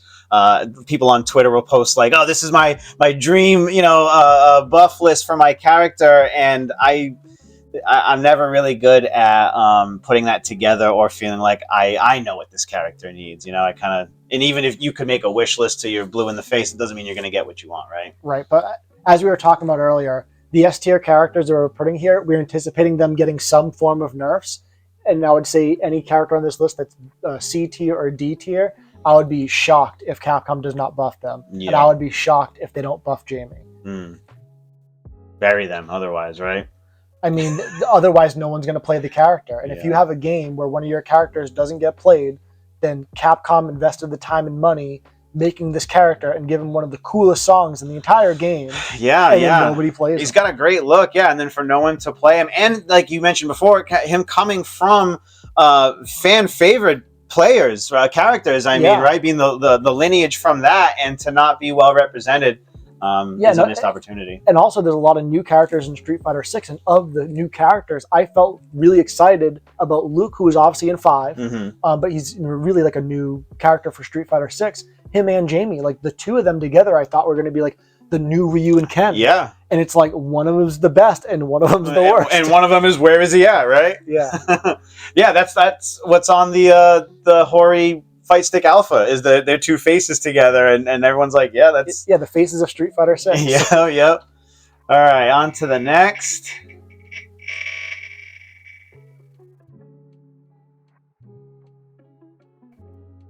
Blanka, the thorn in my side. I was gonna. Yes, you're not wrong about that. The thorn in many of our sides. I will be honest with you. Probably one of my least favorite characters to play against, and definitely as gorilla and wild as he looks in the game is kind of how he plays, right? Yes, and in the past, I will say, like, Blanka's kind of supposed to be an Unga Bunga character. Yeah. That's really his niche. But what I would say is, in the other iterations of Street Fighter, like Street Fighter 4, Street Fighter 5, is like he was so heavy on the Unga Bunga on just doing stuff, things that might be punishable if they get blocked, or things that are negative or not real, like all these weird gimmicks. I would say in Street Fighter 6, I think they buffed him in just the right way, where it's like, yes, he still has some Unga Bunga tools. He has some things he can just kind of do and not think twice about it. But for the most part, I think they buffed him in a way where he has a totally solid game plan and then can throw in some Unga Bunga if the player feels like they need to take a risk to get a reward. But I think he's a much more solid character. And I think in the past, if you played Blanka, it was because you were a Blanka main. And I think in Street Fighter 6, we're seeing a lot of players who have never played Blanka before, who played Street Fighter, interested in this character and picking him up and seeing success and seeing the light, seeing that this character, this version of this character in this game is not just an Unga Bunga online scrub. It's like, oh no, you can actually do real damage with this character. Yeah, you can get some things done and really just keep your opponent guessing, because he's got such great approach. He's got great setup with the Blanka-chan. Yep, the Blanka-chan is so good. Blanka-chan is so good, and I'm now seeing corner combos where they're able to set up two of them to get a really, really big damaging combo. Level 2 being brought back from V-Trigger again from Street Fighter 5 is very, very strong to not have to charge the Blanka ball after canceling with hits or when you continue bouncing, and to keep your opponent guessing on where you're going to land. Right, and I would say, similar to like the installs of like Guile and Rashid, Blanka's level 2 is his V-Trigger. Yeah, 100%. 100%. He's got that baseball slide that'll prevent anyone from thinking twice about a fireball. Yeah, that gets me. Yeah, and that slide is, back from previous iterations, and like that slide alone, that move makes me feel like that's a bad matchup for Guile. Like just that one move by itself. Like everything else could be fine, or even in Guile's favor. That one slide's like, nope, I don't want to play Guile in this matchup. It's very punishable if you block and make the right read, but I mean, if not, you got the knockdown, now you're eating the mix. He's got that side switch that he can do, which annoys me to the absolute end, especially on that knockdown. So the side switch is a cool tool. I'm glad he has it. The thing that drives me crazy, and I'm getting better at it, is remembering that he can cancel normals into it. Yes. So he can get in your face, and he's not just doing like throw, tick throw, or like tick shimmy. He's doing tick side switch. Yeah, to have it in my mind that that's one of his tools that he can do very, very quickly. Like he can drive rush from half screen, button into side switch. You have to be ready for that. Oh, and speaking of drive rush into the slide, going full screen. You can like extend a combo. I forget exactly what knockdown he does. Like he does some kind of knockdown where you're like basically full screen away and you're like, okay, his turn is done, and he just drive rush slide and you get hit. Yep. I think that was in like his trailer, and everyone was like, "What is this? What is he doing to get that? Oh my god!" Yeah, it looked like an OTG. Yeah. For anyone who doesn't know, OTG stands for on the ground. It's basically extending your combo after you've landed, and that's essentially what this is. Definitely. And then the jump away air Blanka ball being new to his toolkit also, right? He didn't have that before. Which one are you talking about? Where he can like go to jump away when he's charging back up in the air, and then Blanka ball back in. I can't remember if he had that in previous iterations. So he had the rainbow ball, obviously, and then you know, everything Oh, else. are you talking about the dive kick ball? Yeah, basically, Yeah, the dive yeah. kick ball. That Okay, one's sorry. new. Yeah, sorry about Yeah, that. I wasn't understanding. Yeah, so the dive kick ball is new and it's incredibly good, especially as like defense against throws. Like if you have Blanka in the corner and you go for a throw, it's like he can do hold up back to jump and then Blanka ball down. If he does the non-EX version, he's negative. I want to say it's -4. It might be -3, but either way, it's not that bad. But if he does the EX one, he's plus. And that is such a bad situation for you. Like, I went from having my opponent in the corner in a rock, paper, scissors situation, and now I'm in rock, paper, scissors for 2 bars. Yeah, and they're quite, then depending on their trajectory, they could be just out of the corner. Now you're in there, right? And then command grab. Yeah, that command grab, because it's like a hop command grab. Yeah. So I wouldn't put it in the same boat as like a regular command grab, like Manon or Lily. So, like I was saying earlier, like this character does have some Unga Bunga that you can mix in with all of his solid tools and block strings and combos. And so I feel like that command grab is like his Unga tool. Like you don't ever really need to use it.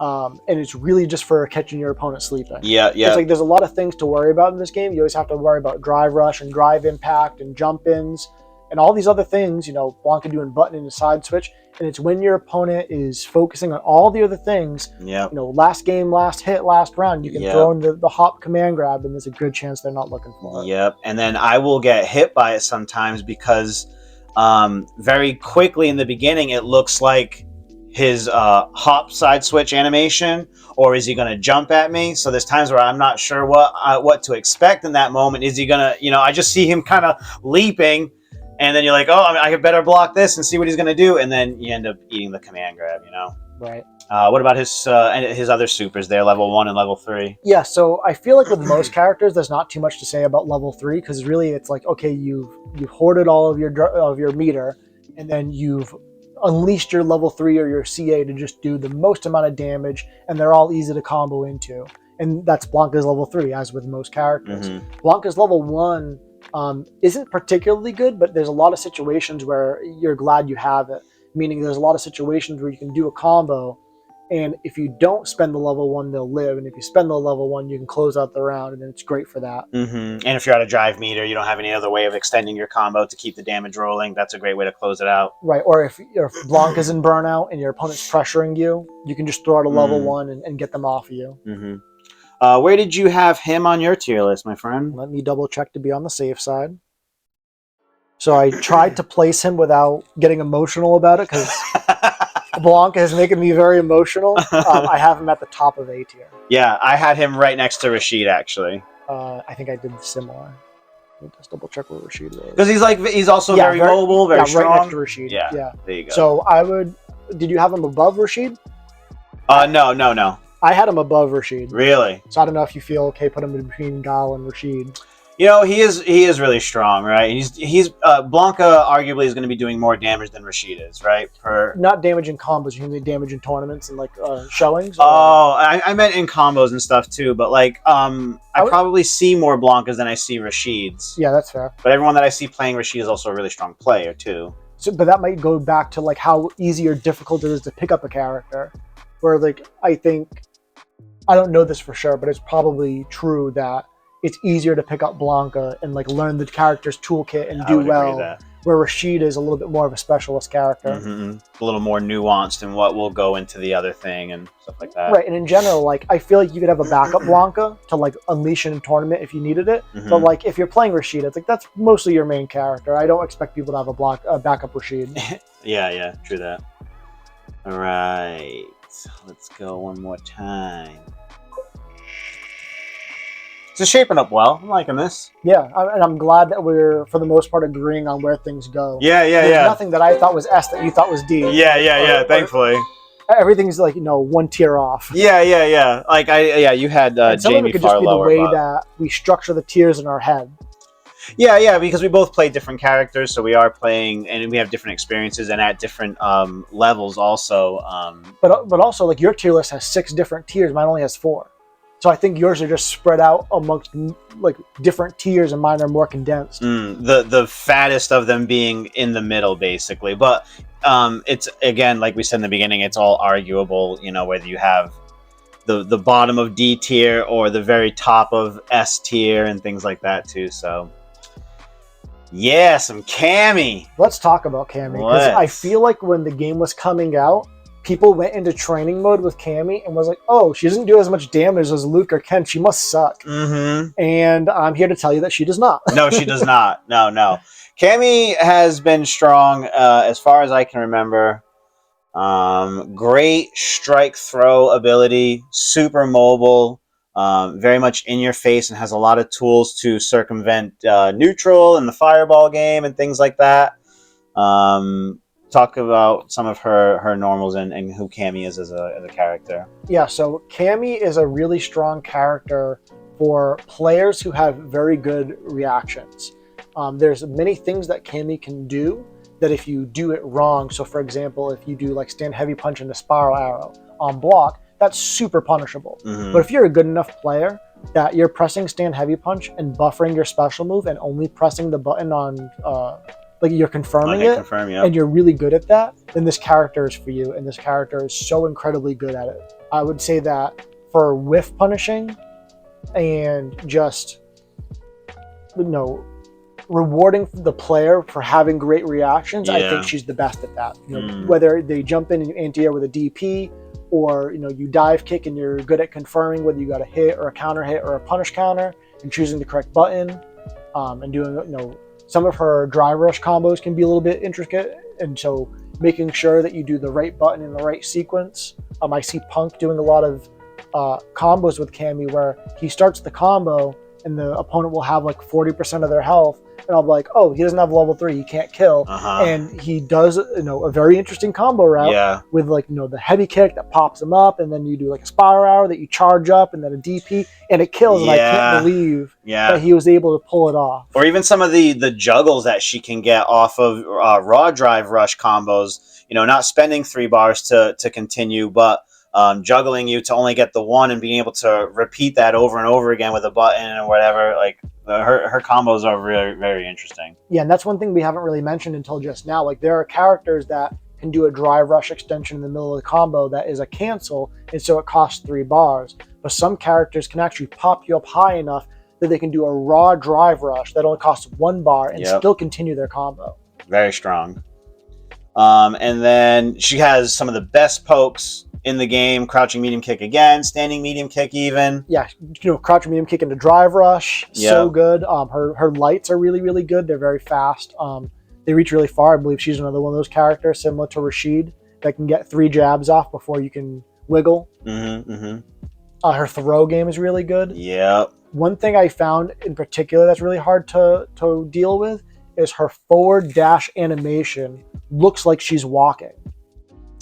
Oh, yeah. So if you didn't know any better, it's hard to tell. Did she just dash and throw me, or did she walk up throw me? Like, it's very...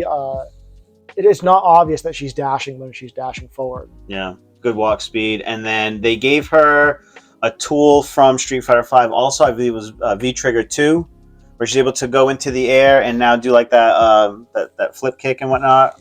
Make you guess. Yeah, because she had the... I'm forgetting the name of it now, but the demon flip technically. Yeah, the demon flip where she can flip up in the air and then do dive kick or throw, and that was what she had in Street Fighter V. But in this game, she also basically has, it's like a flipping dive kick. It's almost like a circular kick attack. And then to your point, that was a tool that she had locked behind a V trigger. She has it all the time now. So it's really like she's in V trigger all the time. Yep. And then spinning back fist, able to avoid fireballs and play that game. Yep. So that's another V skill from Street Fighter V that's returning as a special move. And because it's not a V skill, it's a special move, she has 3 different versions of it and an OD version of it. Yeah, that's a really good point to make. Yeah. So just, whether it's a good tool or not, having multiple versions of a tool is always a good thing. And then one of those is plus also on block, right? Yeah, the heavy one's plus. Yeah. And then the light one's very easy to combo into. So it's very easy to do like button, confirm that one of them hit, go into the light spin knuckle, cancel right into level 3. There goes 50% of your health. Anything else you want to say? I think just her strike throw game is incredible. Yeah, 100%. That's where she's shining all day. Yeah, she's very fast, very good walk speed, very heavy rush down. Her dive kick is hard to deal with at times. Yep. I think she's a very simple character as far as her game plan. I think she's kind of like the other side of the coin of Guile, where like Guile is like I'm doing Sonic Boom Flash Kick, I'm zoning you. Mhm. And Cammy's like, I'm doing the opposite. I'm raw rushing you down. I'm the definition of a rush down character. Yep, in your face. Kind of like how Guile is the definition of a zoner and Geef is the definition of a grappler. This is what rush down is. Yeah. Are you familiar with Sonic Soul at all? Just a very little bit. Yeah. He plays heavy rushdown in every game he plays, so it was no surprise for me to see him playing her after seeing who he played in other games and stuff like that too. So there's no way she's a weak character. How strong is she for you? Let me double check my list. I have Cammy in S tier as number 4. Yeah.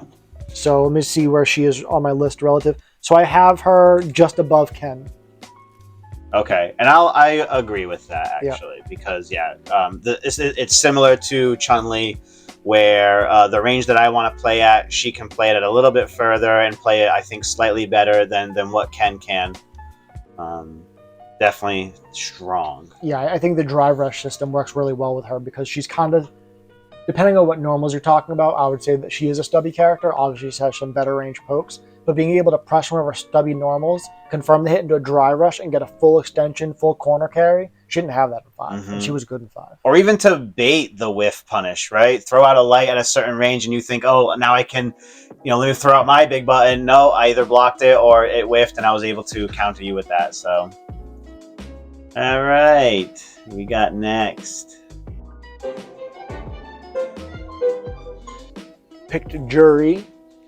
Yes, your girl Juri up next. Everyone's probably the most played female character. No, I can't say that. She's definitely one of. She's very popular, but it's hard to say that she's played more than Cammy or Chun Li. Yeah, but she's up there.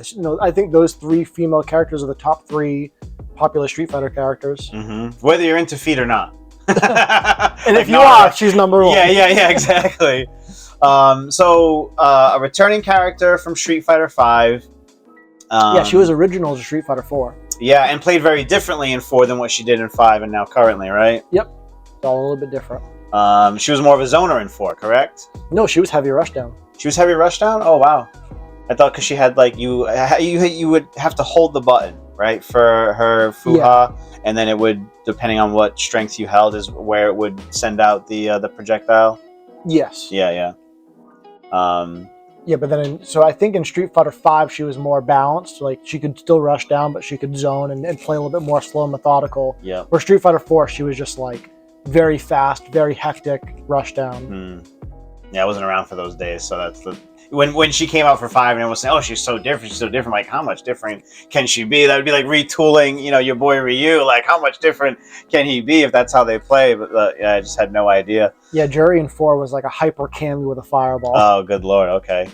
So, same thing as we've mentioned with other characters, really good buttons. Yep, she has the crouch beam kick into drive rush, and that's going to be a recurring theme. She has, anti-air DP, invincible OD DP on wake up. Even a safe light DP, right? Yes, yeah. So, and that's back from in Street Fighter 4. I think it was also -3, but it's really hard to punish that. And in this game, I think it's also -3, but it's safe in this game. Okay, yep. And one of the best drive rushes in the game. Yes, her drive rush is very fast. The fact that she can drive rush her crouch medium kick.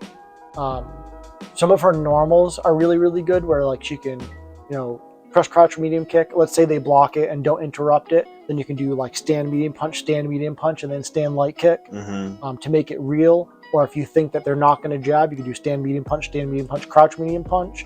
And any one of those hits can lead to a full combo. And then she's back in your face. You're guessing again, strike or throw. Yep. Dash and throw in the corner. Yeah, and that's another thing we didn't talk about. So most characters in this game, if not all of them, I don't know for sure, have a throw loop.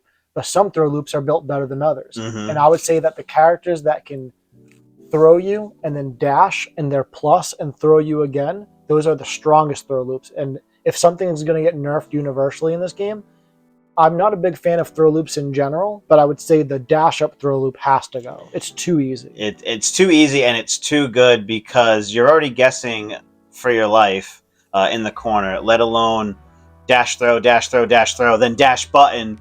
and it's just that constant aggression rather than being just in your face, and then being able to, once you see that dash, you're like, oh, what's coming, rather than someone, just kind of staying within that space and wondering what they're going to do. Right.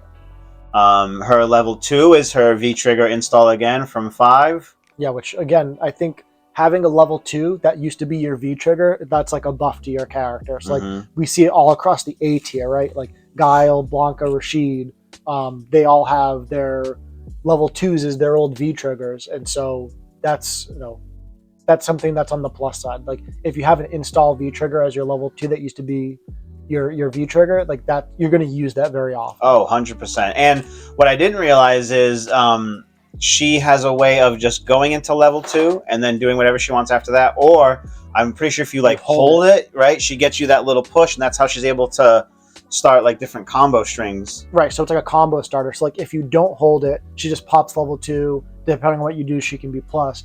But if you hold it, she does like a tackle before. Yeah. So it's like a combo starter. Yep. So if she hits you from like really far away with a normal and cancels into level 2, it's like, well, she's too far to extend the combo. The tackle forces the combo to start.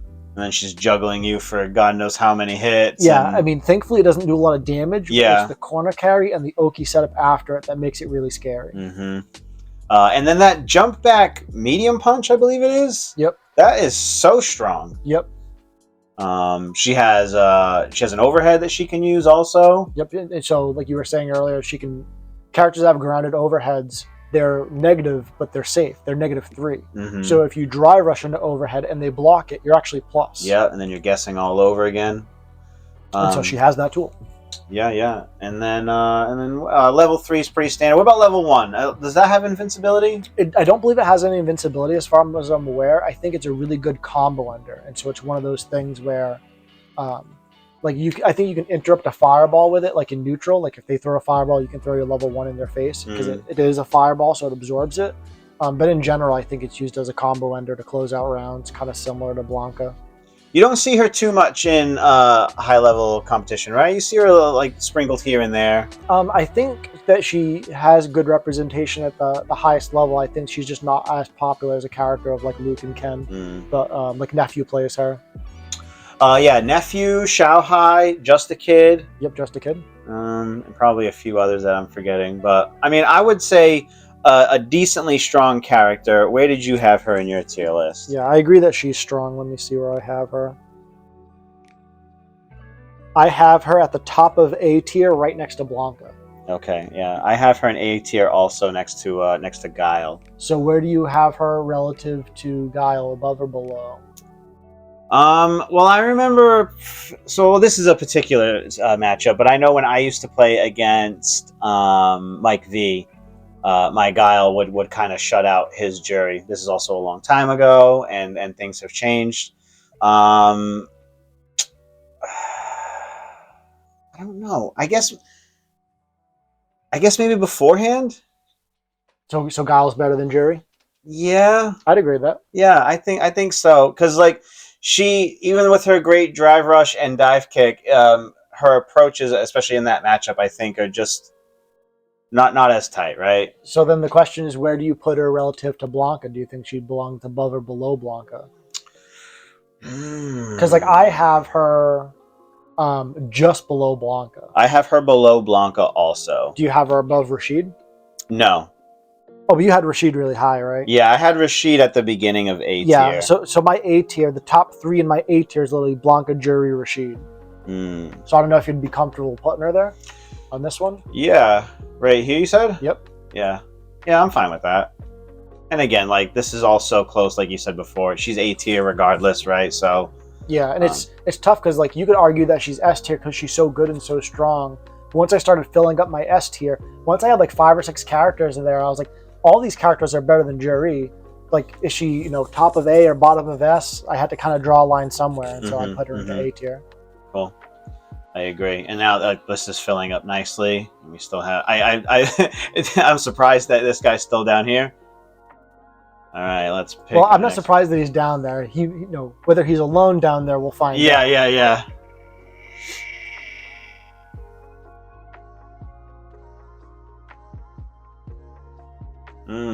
Kimberly. So I think this character is really interesting because when the game was first coming out, especially during the betas, everybody was complaining about how strong Kimberly was. And the one notable change that I recall is she used to have an invincible ODDP. Yes. And between the beta and the initial release, they nerfed it, so it's no longer invincible. She still has the move, but it's not invincible on Wake Up anymore. And I'm not sure if that move alone was enough to knock her off her pedestal, but people are considering her much weaker now. Yeah, I mean, that would also tie into, I think, any tier list that you make. Who has a Wake Up invincible move, and then like the 3-frame, 4-frame, and that being lower. Even though she doesn't have that, she still has so many great tools, and I think she's a lot like Cammy in the way that she's looking to rush you down. Yep. When she plays patiently in the neutral, it's kind of just to psych you out, and then even if you kind of know what special move is coming, like the ninja smoke there, to guess, right, which one is she doing. She has the slide, and she's got great normals, great pokes. She has the can set up for extra damage in the corner and things like that. It's not like a big deal breaker for her, but it is just another tool that she has. Yeah, and the other thing that's really interesting about her that no other character has, as far as I'm aware of, her level 3 gives her a permanent buff that lasts till the end of that game. Yeah, and what does she get in that? So I'd have to double check, but I know for sure it increases her walk speed. Yep. I don't think it changes any of her like combo routes. No. It may give her extra damage, that I'm not sure, but it definitely buffs her walk speed. Yeah, slight damage buff. And her walk speed is kind of everything. She has the sassiest walk in the game because she turns her back to you, and then you see that shimmy animation and stuff like that. Yeah, so that's a significant buff when she's popped her level 3. So like most characters don't want to spend their level 3 early, especially like if your opponent won round 1. You don't necessarily want to spend your level 3 to win round 2 unless you have to. But she's a different story. Like she can spend it to close out round 2 and feel good about it because now she's a buffed version of herself for round 3. Yeah, and will probably gain meter again throughout the next round or whatever, enough to maybe get a level 1 or something. I don't see her as popular with some of the other players. She's not as popular as some of the other characters, so I do think someone like Cammy and Chun LI, who are doing similar things, might do it slightly better than her. Yep. Especially considering that they also have the invincible wake up option. But I still think she's strong, and she is kind of making you guess. I'm not too knowledgeable on the character outside of that. I actually put her quite low on my list. Yeah. So the other thing about her, like obviously everyone's tier list is going to be different, and a lot of that has to do with your skill level. So like I remember in Street Fighter V, the developers were talking about how they thought Alex was very strong, and all the pros thought that Alex was very weak. Yeah. And I think that comes down to your skill level, because if you're a very weak player, or if you don't have very good reactions, or you're new to the game, Alex at a low tier, like if you're a bronze or a silver ranked player, and like you're actively playing ranked and you belong in bronze or silver, it's like Alex is going to be totally overwhelming for you. You're not going to be able to deal with his slow, heavy attacks. But if you're a pro player and your actions are very good, if you're a player like Punk, you're not going to fall for any of the gimmicks. No. You know what's real and what's fake. Like you know that Alex's dash up after command throw is negative. And so you don't fall for any of that stuff. You react to every whiff button he does, and so he seems a lot weaker. And I think that Kimberly kind of falls into that situation where the stronger you are as a player, the less her gimmicks are effective. Yeah, I'll agree to that. If you know that matchup pretty well, and you make the right guesses, you're evading a lot of her approaches, whether it is that slide or the the ninja smoke to command grab, the cross up, or whatever else that she's trying to do. If you make the right reads, you can completely nullify those moves, and it is a big character-specific knowledge check, I would say. Yeah, and so if you're using Kimberly and you're opting not to go for her like ninja smoke or like do the kind of gimmicky thing she has to try to get in, and you're just playing her honest, it's like there's characters that do that better than her. They don't have the gimmicky tools because they don't need it, because their solid neutral tools are just better than hers. Yep, they're playing straight up. Where did you have her? I have her in B tier. Okay, and where in B tier? So I have her just below Lily. So I believe I had Lily in B and you had her in C. In so C. So we it's agreed like to put her at the top top of of C. So I have her just below Lily. So it's up to you whether we want to put her at the bottom of B or the top of C. I think with the way this list is going, maybe bottom of B makes more sense. I agree. I do agree with that. Yeah, I think so too. Not a bad character, but just not really. Yeah, the tools that she has above and beyond other characters is inconsistent. Mm-hmm. And if she was to get buffed back with Wake Up OD, like that Tatsu kick, how much do you think that would realistically help her? I think it would help her a bit, but I don't think that's where her problems lie. Yeah, I think agree. that it's hard to adjust a character like this to be very good because you don't want to buff her gimmicky tools because then you're taking away the skill involved in using her. Mm-hmm, mm-hmm. So I don't have a really good answer for like what would I change to just like make her A tier right away. Mm-hmm. But I wouldn't vote for giving her ODDP back because that's giving her a tool that I don't think she's lacking. Yeah, I agree. I just felt like that would be something that if there was someone at home who was a Kimberly main watching this video, that would be a comment to leave, like, bring back this tool that I love so much in the beta. Yeah, I think maybe giving her like a command grab would like be the thing. Ah, okay, yeah, because of all that pressure and buttons and this and that, right? Yeah, I think if she had a command grab, that would be the buff I would give her. Yeah, okay, that's cool. I didn't think of that. That's actually really unique. Yeah, because she also, like, we talked about, she's fast, she has good walk speed, so a command grab would be really scary, kind of like Holly. Ooh. E Honda. Your boy, Edmund.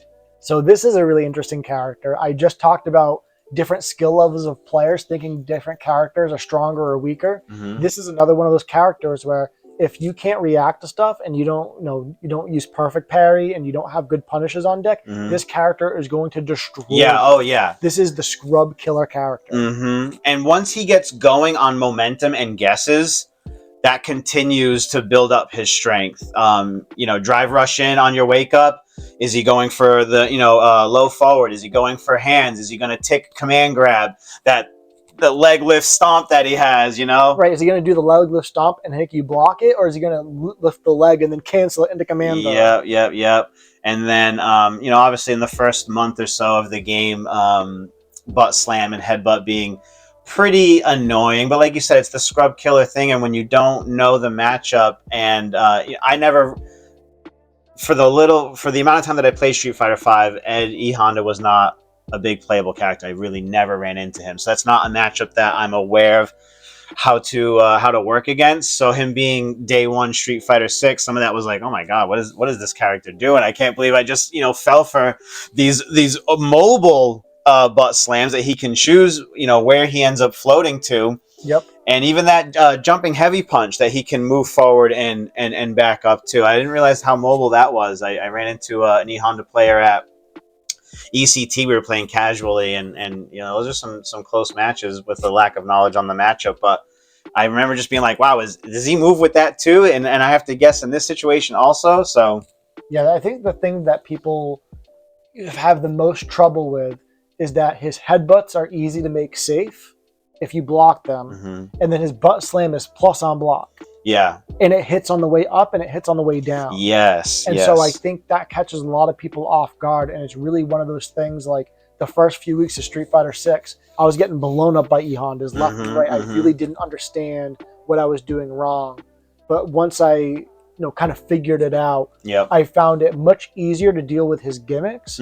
But I think if you're not relying too heavily on the gimmicks, you're just throwing it out once in a while, I think behind the gimmicks is a really good and strong, solid character. Okay.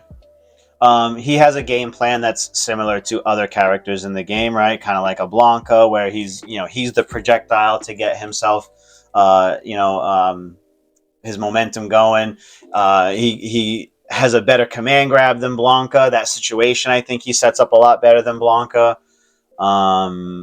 But yeah, and I think it's fair to compare him to Blanka just because they're their kits are very similar. Mm-hmm. I would argue that Blanka is a much stronger character in this game than E Honda. I agree because he's got more tools and extra gimmicks. Where, like you said before, once you know how to play against E Honda, you know what's going on. If that headbutt is predictable, you know that you can DP it if you have that available to you. If you know he's going to go for the butt slam, you can even drive rush underneath it to get out of the way if you don't even want to have to play that guessing game, or if you can maybe run out of the way or something. Right, or like if you parry it, even if you don't get the perfect parry, it's like, well, he just gave you drive meter. Mm-hmm. And like, you know it's plus, so you know to block. Yeah, like, it's not that big of a deal. Yeah, unless he goes for command grab, you know his other follow-ups, you can basically get yourself around. I don't see a lot of representation with this character. Yep, that's true. So, and I think that just goes to show how character strength is so important, especially if you're a pro player. If you're doing this for a living, you're not going to bet on a lower tier character.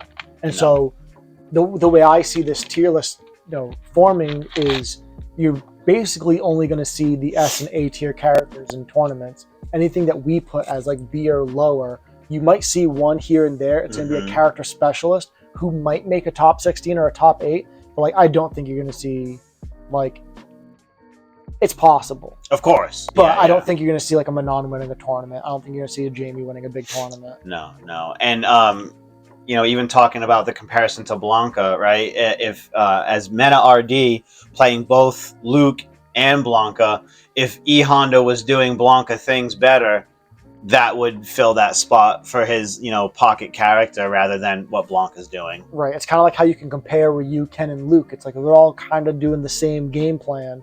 But then, one character is stronger than the other. That character gets played way more than the other character.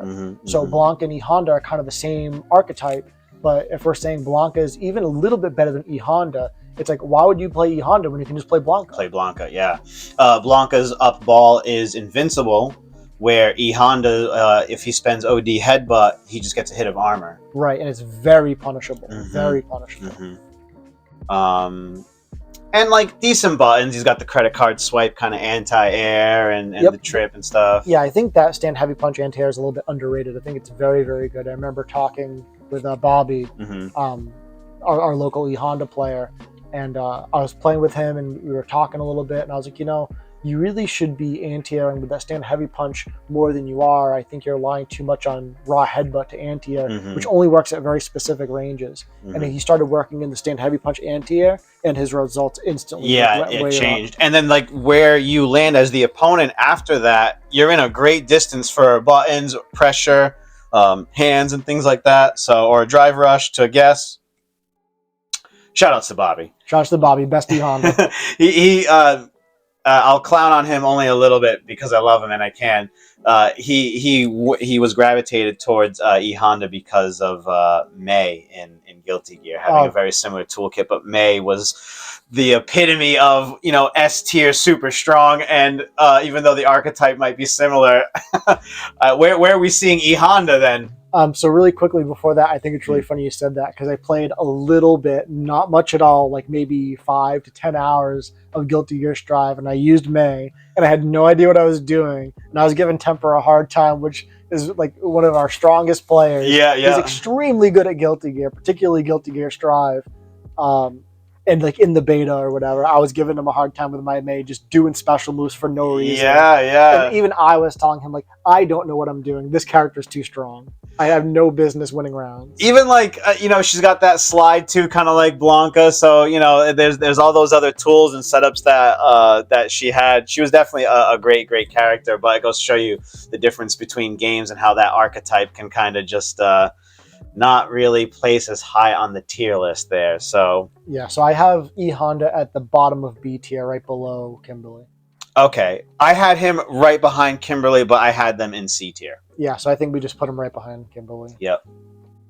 Yeah, not a bad character, but I'm sure once we fill this out too, he's looking better right now than where he might end up being, right? Sure.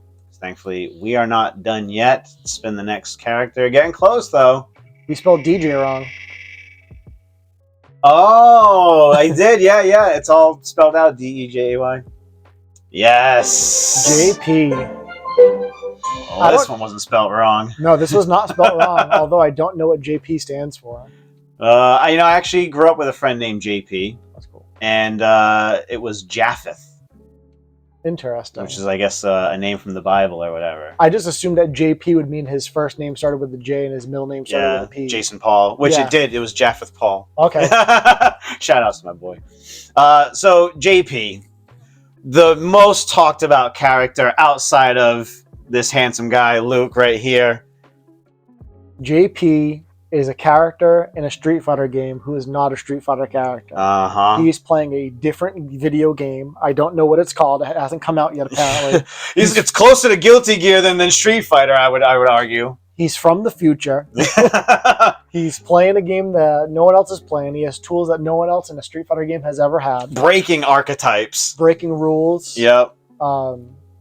Juggle limits, what are those? Oh my god, yes, like we talked about before, spending the 1 bar of raw drive meter to continue combos.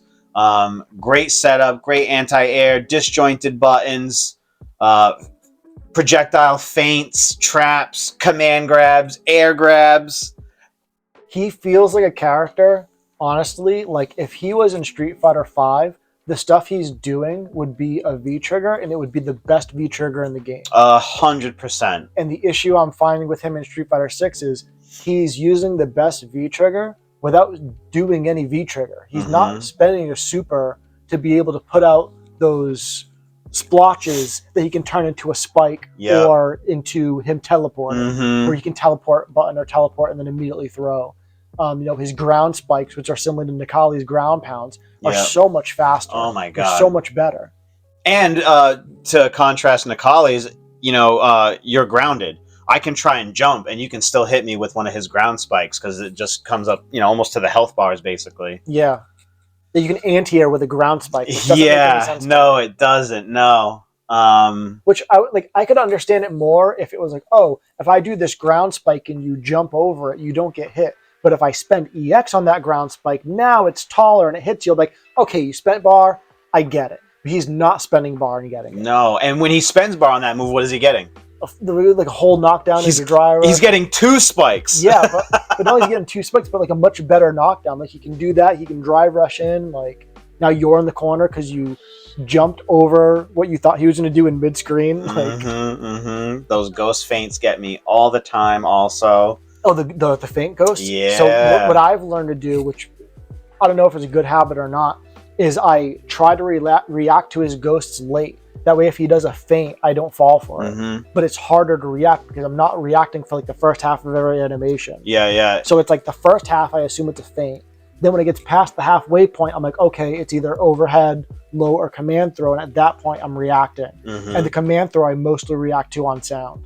Yeah. The what he says is different. The audio cue sound effect is very different. But visually, like I'm sure it is different visually, but I've not trained myself to look for it. I've trained myself to listen for the command throw, wait until the halfway point and say, okay, it's more than halfway done, it's not a feint. And at that point, it's past the halfway point, it's not a feint. I didn't hear command throw, and then I look, is it higher or low? Because the ghost is higher or lower. And you actually have more time to react to the other ghost than you think. Yeah. That was something that Chris T helped me out in our training sessions when he saw me play and lose to Antonio. Yep. That one week that he was there. Shout outs to Antonio. And he was basically like, you have no idea how to handle this character, do you? I was like, no, look at me. Like I'm running around. I'm all over the place. I'm anxious the entire time. So he showed me a couple of things to help me out that I didn't really realize. But I find that to be an incredibly frustrating matchup. And I don't think there's anyone else in this character select screen that I could pick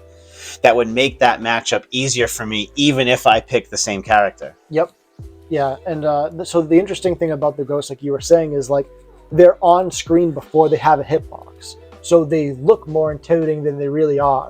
But they're also still really good. I'm not going to downplay them. Yeah. Even once you understand that they're not as strong as they look, they're still pretty strong. Yeah. He is playing a different game. I think he looks really cool. I was very excited to see him in this game. I like his look, and I think it's cool to just see someone else with psycho power because I got a little thing for Shadaloo and all that. I think that's just so interesting. So I like his character design. Yeah, he's got the cane, he's got the swag, he has some sweet costumes. Yeah. Every costume he has, I think, looks good. Even level 3, I'm like, see, that looks like him at his stage. It reminds me of him being there, you know. Yeah, and then the other thing I wanted to point out, like, he has 3 good supers, particularly his level 2, which is like, it's not that hard to block, but kind of like Rashid's tornado, it doesn't matter if you block it, because if you block it, then you're taking all of your drive meter away, and if you parry it, now he can just mix in with throws. Mix and throw, or catch you blocking low for something else, then now you're eating an overhead or whatever else. It has a longer startup time. So if they don't do it in the right situation, if they just were to do it raw, like a little bit closer to you, there, you know, you can get out of it or hit them for it. But, or like just throw out a super and hope that they ran into it. Yeah. And then level 3, the full screen, invincible, command grab, juggle. It's literally like, oh, he's comboing me from full screen, and he gets to launch into his level 3 to kill. Or like he read that I was going to throw a fireball and timed it perfectly. I was vulnerable. I lost.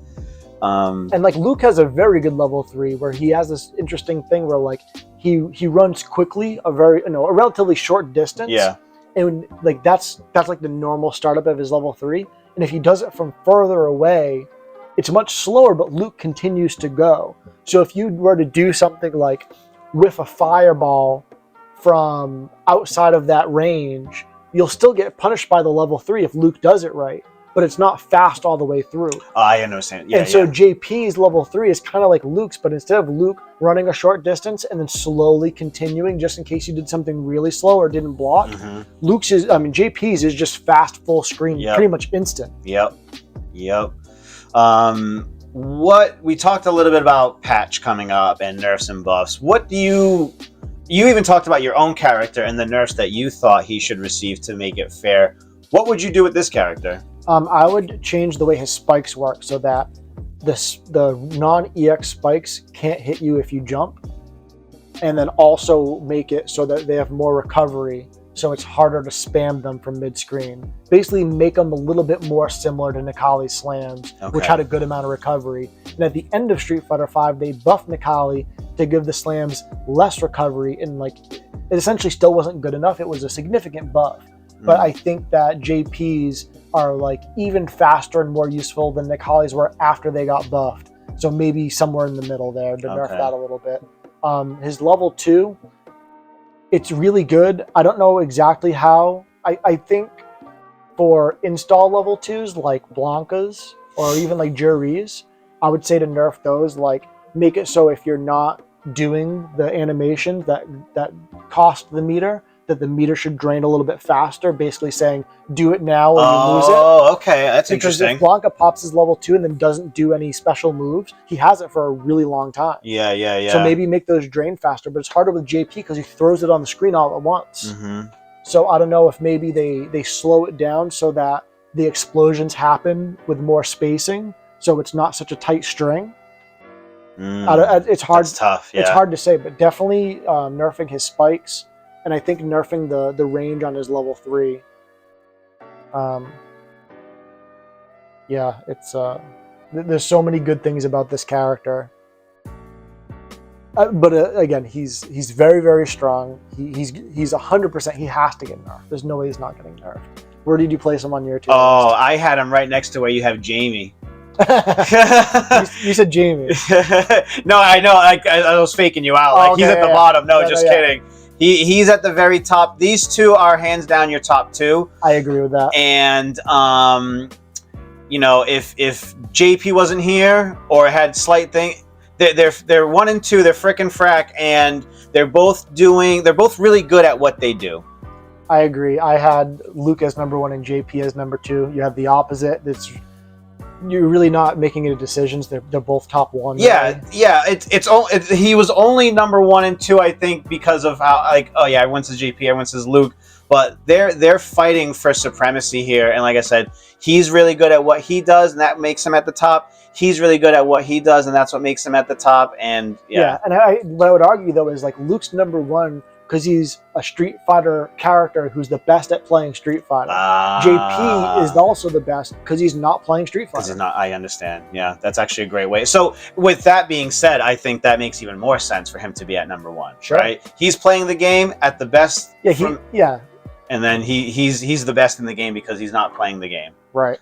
And look at this. We got a nice little stair slope going on here. And this is with random select. I know, right? Looking good. All right, next character.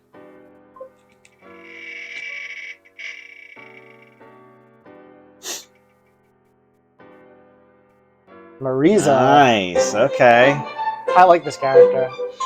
I like her also. Not for me, but I like her. Yeah. I think she's a good addition for the cast.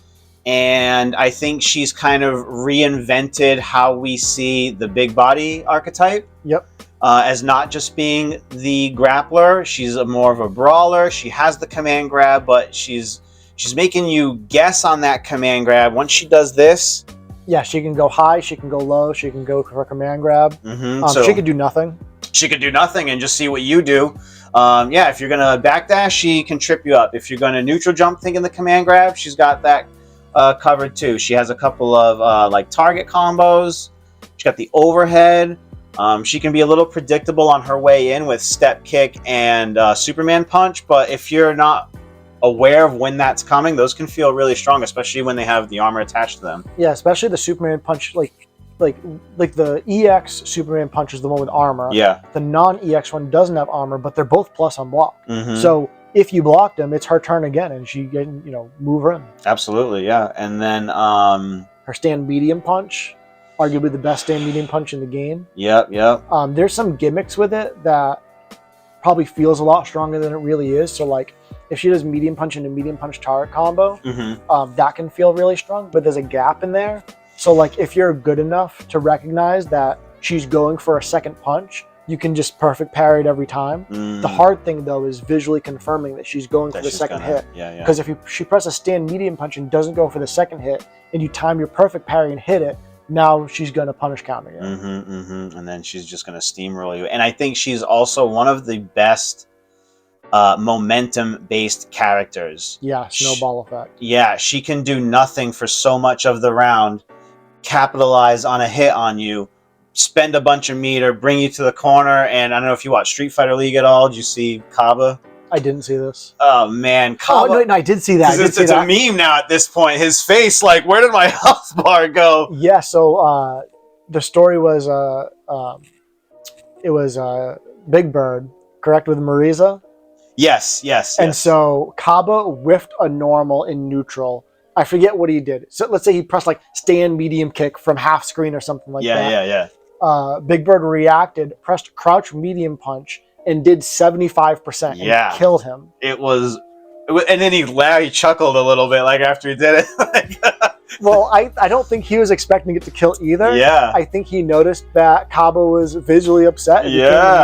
And I think he was laughing to himself, like not laughing at Kaba, but laughing like, oh my God, I can't believe that just happened. Yeah, no kidding. And also trying to stay cool. And then like her supers, right? She has that, I think level 1 has the armor, where if you go to hit her and she does it, she now gets the big counter attack.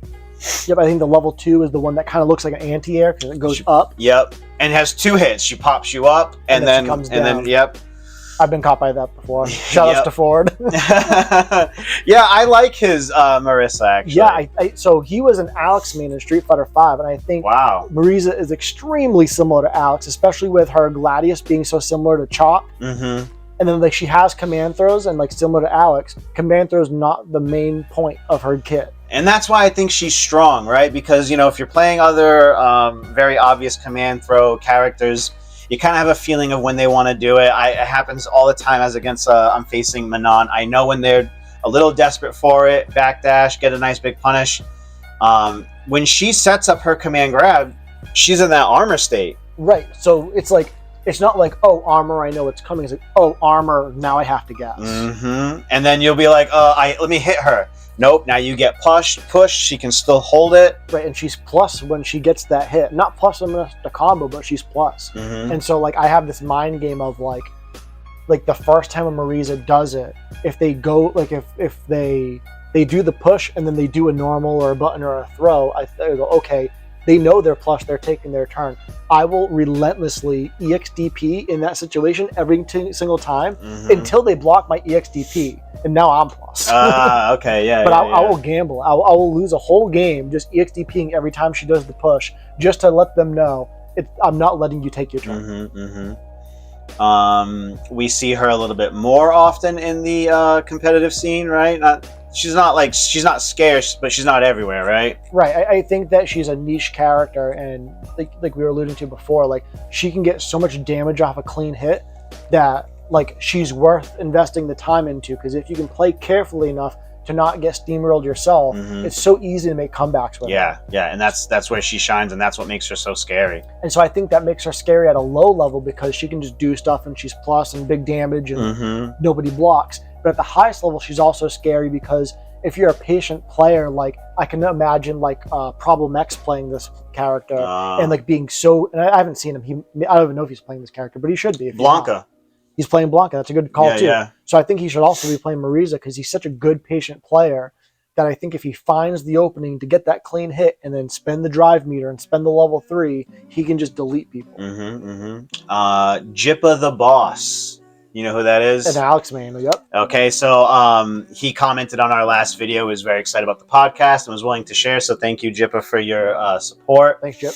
And I ran into him at Fighting in the Streets at GU. You know, I think the game was only like a month in, and I was playing Guile at the end, and he just mopped me for 10 straight games because we were playing casually, and I was playing Guile at the time, and you know.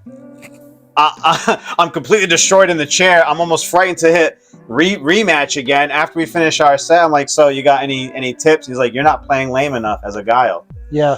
And he was right, but then in my head I'm like, boy, but like what else do I do when she gets in? Like I don't know how to play against this character at all. He made her feel extremely strong. Yeah, and he's a very, very strong player. Oh, so absolutely. That doesn't surprise me in the least. Yeah. For the game to have been out a month and he's doing things that I didn't even know the character was capable of. Yeah. Right, and like he was an Alex main in 5, and I was playing Guile, a top tier character, and he was mopping me up. Really? Oh yeah. That was my first time ever meeting him, so I wasn't aware of him before that point. Yeah, he was one of those players like at the end of Street Fighter V, like everybody was Grandmaster, didn't mean anything anymore. He was one of those players that hit Grandmaster like quickly after Grandmaster was released. Oh wow. Yeah, he's a high rank player. And where did he was he always at BP? Where did you play against him? Yeah, BP. BP, yeah.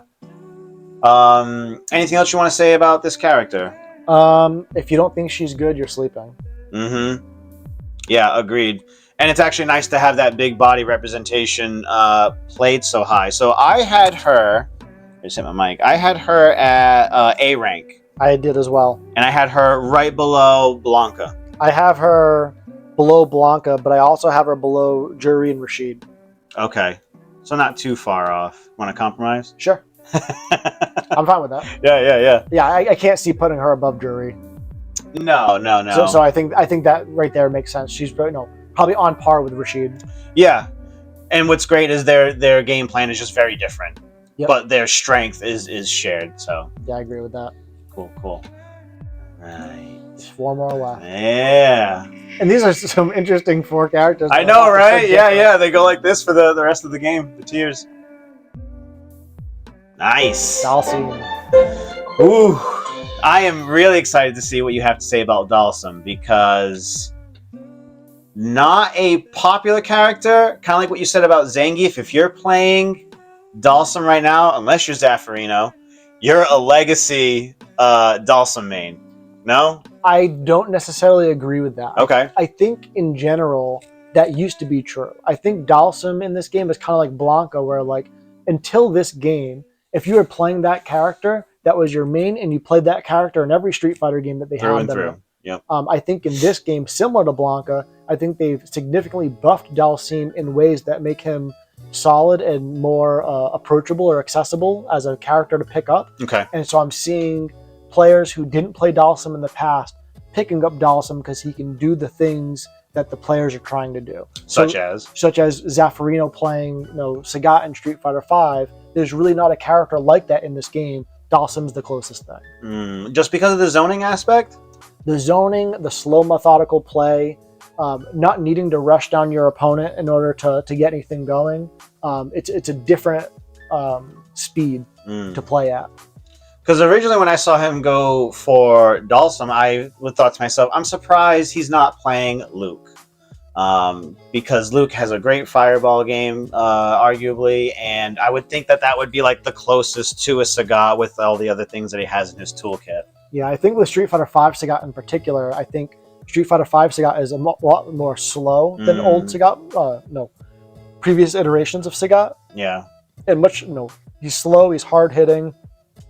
And so if you pick your spots well, not only to control your opponent, but to actually get big damage, that's kind of where he shines. And so in this game, I would feel like the two characters that are most similar to Sagat is actually Guile and Dhalsim. And Guile, similarly, like old iterations of Sagat were faster and not as hard hitting. They were still hard hitting though. Yeah. He's a big body. And then in 5, they slowed him down and made him hit harder. I feel like they kind of did that with Guile in this game, where like Street Fighter 4 and Street Fighter 5 Guile were a bit faster and not as hard hitting, and now in Street Fighter 6, it's like he's slower, but he hits way harder. And so, yeah, I think like Guile, Sagat, and Dhalsim are kind of in the same archetype where it's like they're trying to play slow, they want to hit really hard, like they want to make their hits count. They want to play smart. His level 3 invincible, right? Yep. And then what about his other supers? I feel like I don't see a lot of the other supers as much, right? So his level 2, as far as I'm aware, is invincible, but it doesn't hit crouchers. Okay. So what I do against Dhalsim's a lot, like if they're in the corner, I think they might level 2. I'll, like with Luke, I'll like attack with crouch medium punches, or crouch jabs, crouch medium kicks, so that if they do wake up level 2, I can just crouch block it. The other thing that's interesting about the level 2 is it's not easy to punish, because a lot of times you'll go to hit them and you'll start your combo and the level 2 fireball comes down and hits you. So what I've learned to do is like I'll be crouching when it comes out, I'll wait for it to travel a little bit, and I'll just walk up and throw them. Because you get the punish counter throw, it's a decent amount of damage, and there's no chance the super is going to hit you. Yeah, because you're within that animation. And then if you're in the corner, like the situation you're talking about, that throw can now put him in the corner and really reverse the entire momentum of the game. Well, what I meant is when Dhalsim's in the corner, okay, he desperately throws out the level 2. I understand. And so it's like, it doesn't matter, like I don't need to do a combo for corner carry. It would be nice to do a combo for damage, but the level 2 kind of doesn't allow it. And so instead of doing like a single button into level 3 where I'm invincible during the animation, it's like, unless I need that to kill, I'm just going to go for a punish counter throw, let the level 2 whiff itself and say, okay, I got like 2,000 damage for my punish counter throw. He's still in the corner. I have great Oki, and he wasted his level 2. So I don't need a combo. Great. Go ahead. So I think a lot of Dhalsim's normals are really strong in this game. Like in every game, they're strong because he can poke from really far away. I think his crouch and medium punch being special cancelable is amazing, especially for DIs. So like if you're trying to DI him because he's throwing out so many slow, annoying normals, and he presses his crouch medium punch, which is pretty fast and hits about half screen, and he can just cancel that right into his own DI and get a full punish on you. I think that's very powerful. Very powerful tool. Great fireball game also. Slow moving fireballs, the arched fireball to catch you trying to jump over that other fireball, alongside the normals that can anti-air you. Yeah, it's kind of like a combination of his Street Fighter 4 and Street Fighter 5 self. In Street Fighter 4, he had straight, slow fireballs. Street Fighter 5, he had the arced fireball, so he can only throw a straight one with the EX. And now, just normally, he has 3 versions of the straight fireball, as far as I'm aware, and 3 versions of the up fireball. So he has EX versions of both. Yeah, and the EX version of the arched one bounces and continues, right? Which was part of his V-Trigger 2 before. Okay. So it's like he can do what he did in V-Trigger, not in V-Trigger. Yeah, all the time now. His level 1 is a really great combo ender. It does a lot more damage than you would expect. It's a lot, as far as supers go, I would compare it to like Luke's level 1, where it's like, it's that useful. You can just use it all the time. That's the Guile one, right? Yeah. And he gets to choose where the flame goes, right? So it's either up or it's low.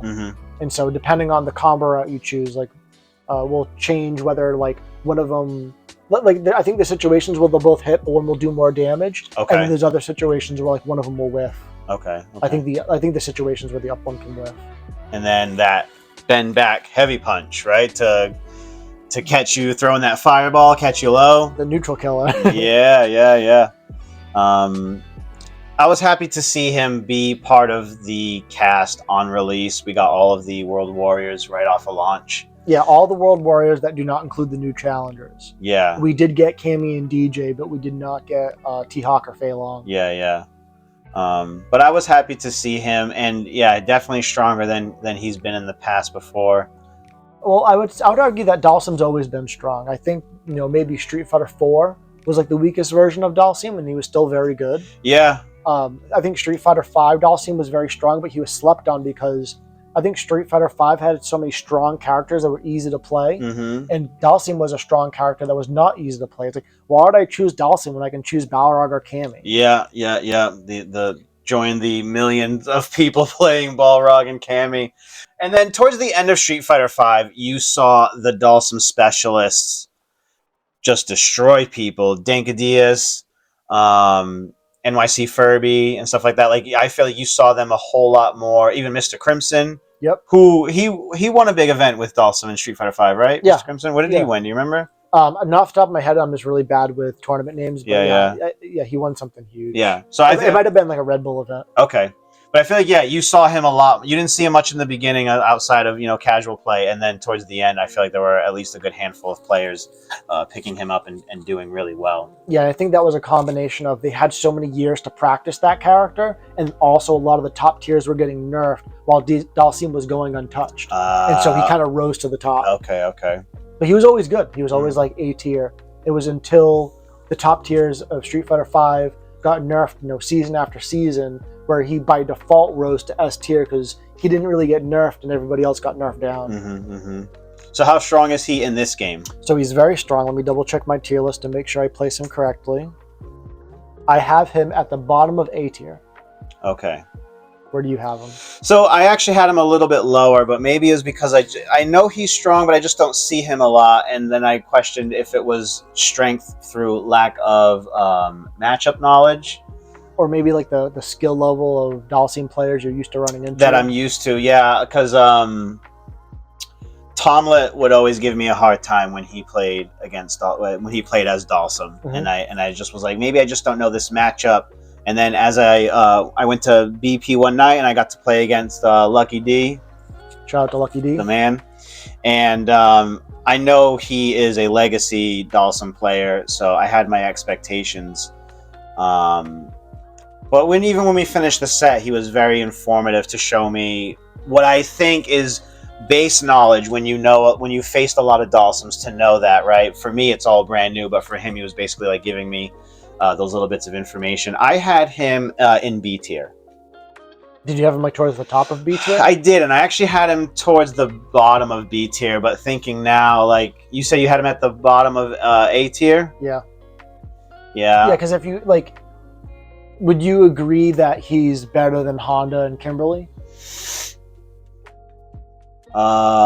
Probably more frustrating and annoying to play against than those two, yeah.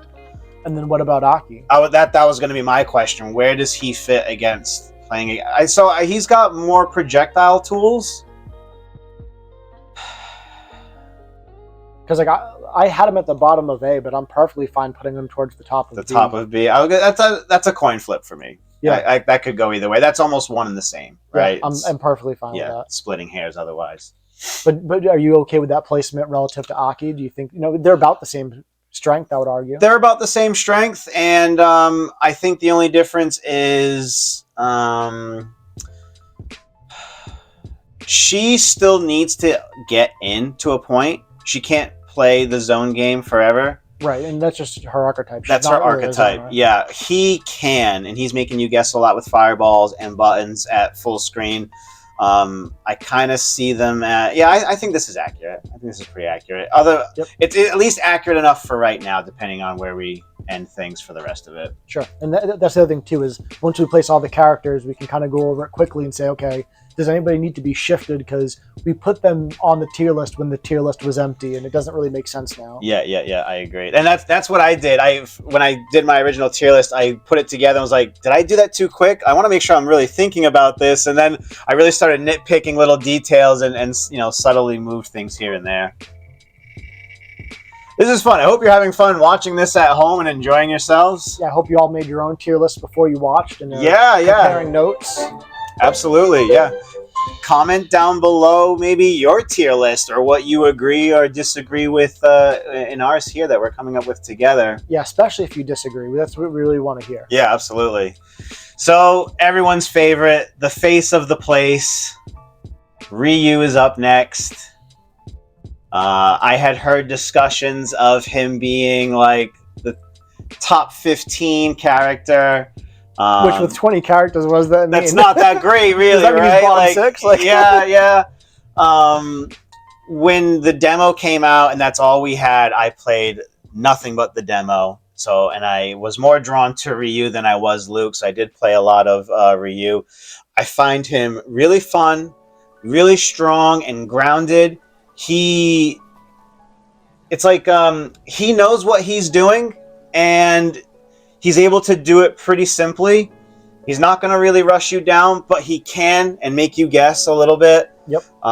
Good strike throw, the overhead.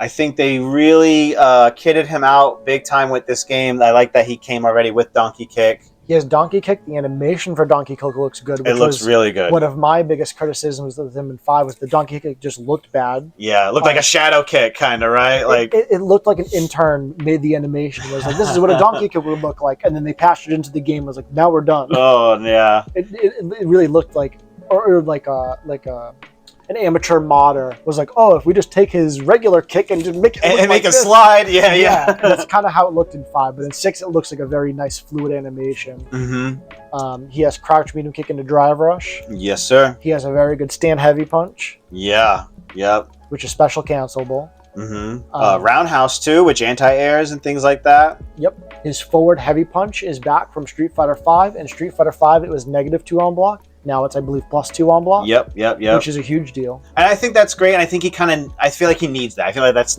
necessary. Yeah, and one of his issues in 5 was that no matter what they did to him, he was always considered weak. Even at the end, they buffed him a lot, and he was still considered weak. And I wonder if in Street Fighter V, if that forward heavy punch was plus, if that would make a huge difference. And I think it would, because in 5, Ryu players would throw out that button all the time. There's no parry or anything. There's no reason not to just do it. But it was negative.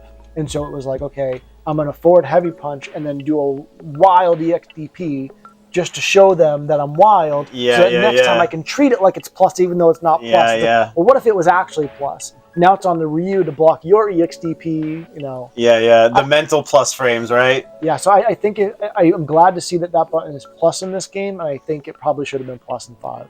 He was strong in 5 Season 1, right? I think he was considered strong because strong players were using him. Okay. But I think if you actually like objectively look at all the characters back in Season 1 and put him in a tier list, he's not.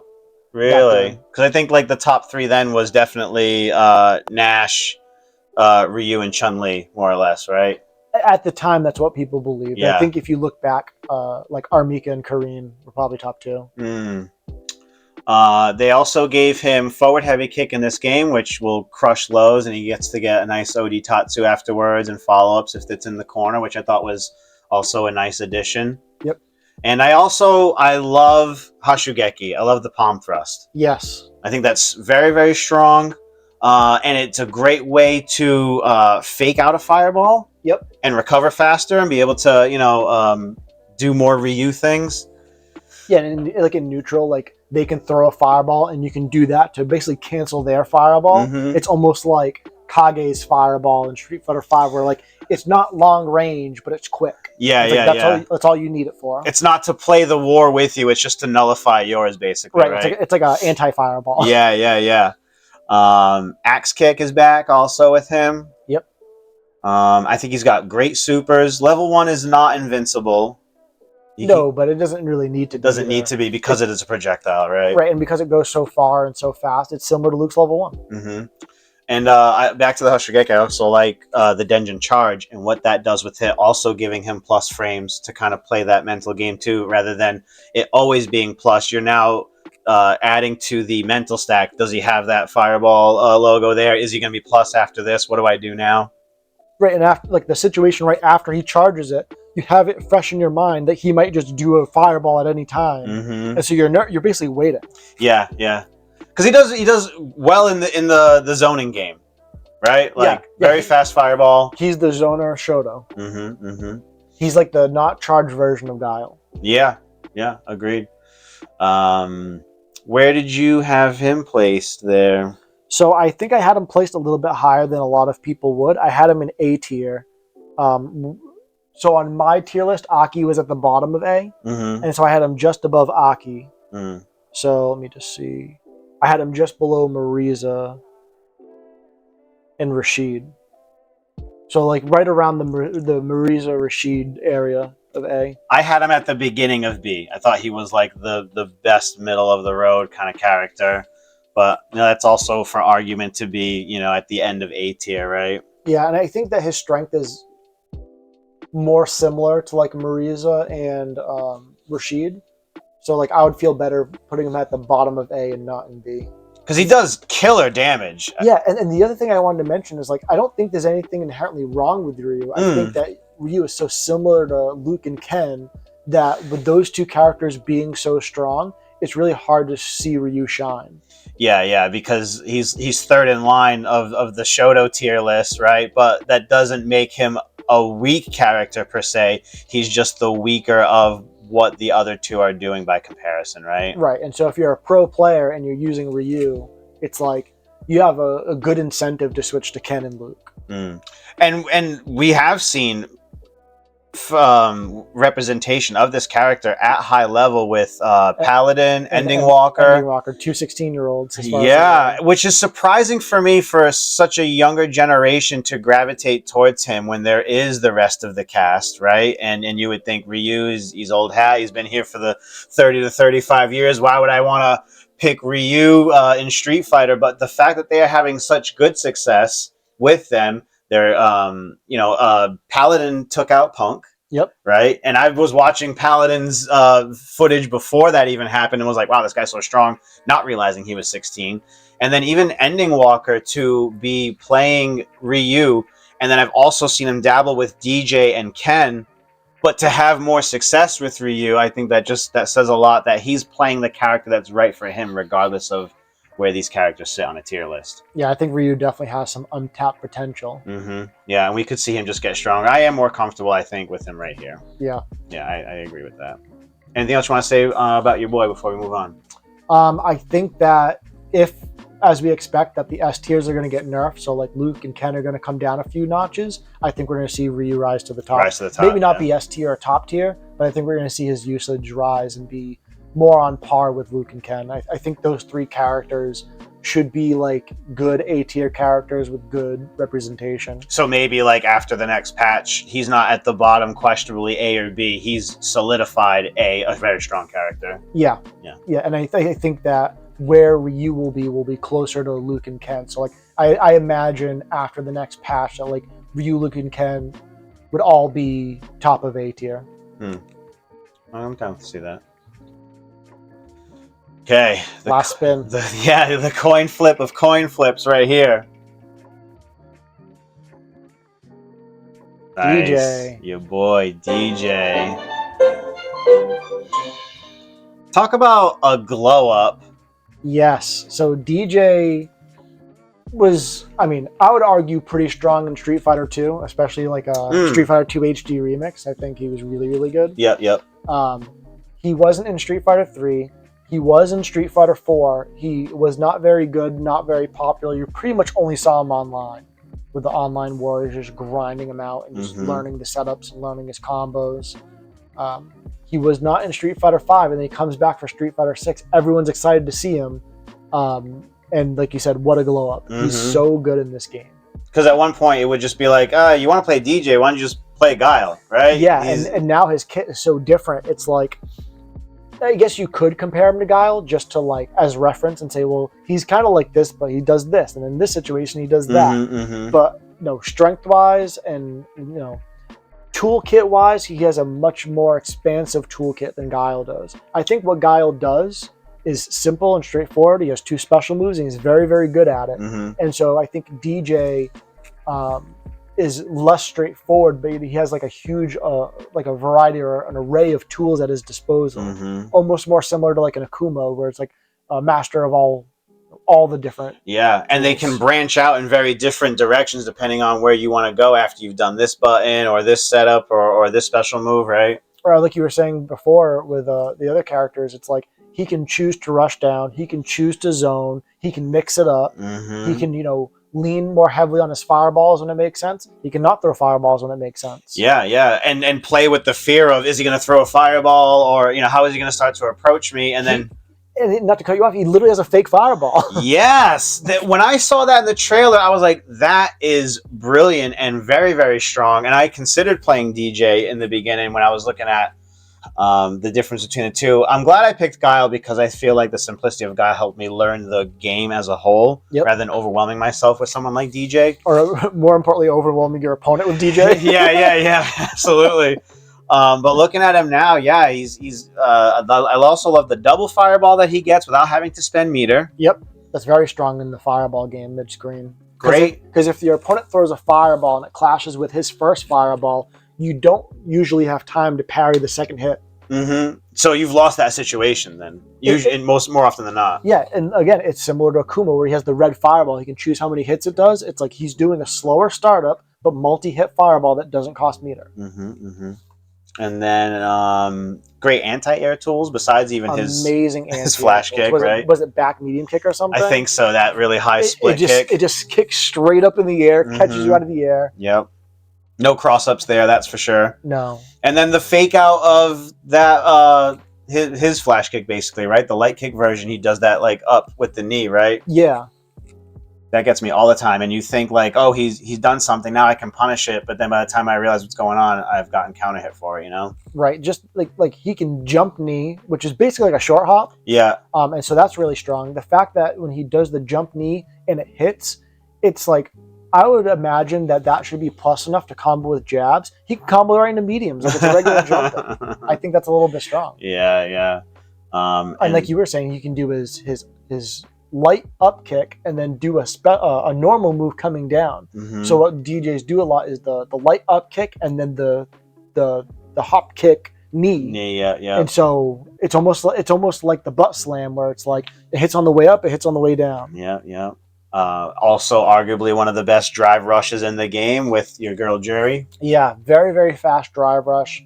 Another strong tool that I haven't mentioned until now is like characters that have a good stand jab.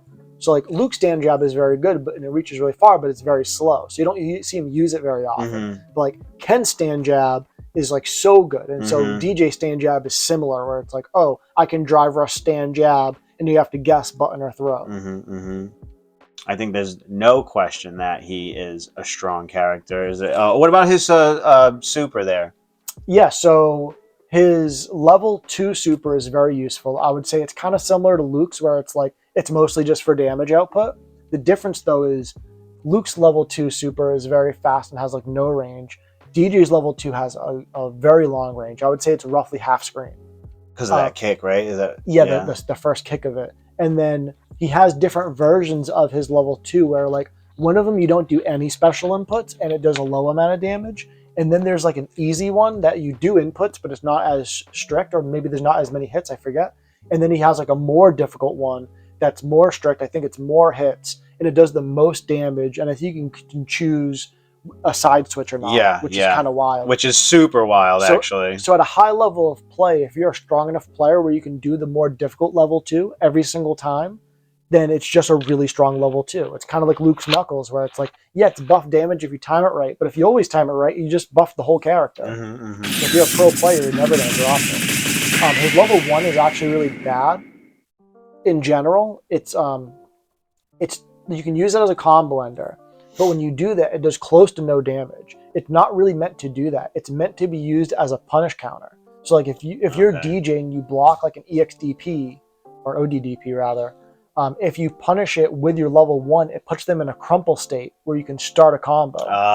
So it's really like a punish counter combo starter where it's like, okay, I get this big chunk of damage and then I do a regular combo. But generally speaking, it's considered not a very good super. His level 3, however, is incredibly good. It's very easy to combo into, and the damage output is insane. Insane. There's been I probably the combo that you'll see the most, the combo ender that you'll see the most, and go, is that gonna kill? Oh my god, that actually killed. Also, like it's right up there with Marisa, I would say. Yeah. And JP.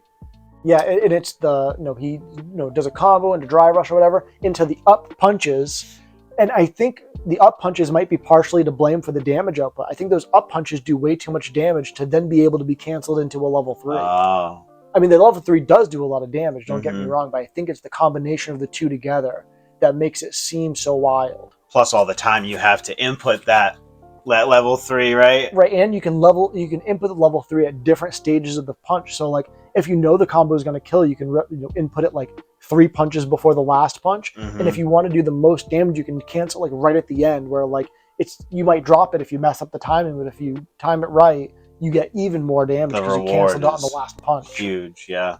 Yeah, that I think that the heavy up punches is one of those moves where if you couldn't cancel into level 3, I'm like, oh, that makes sense because it's so strong and does so much damage.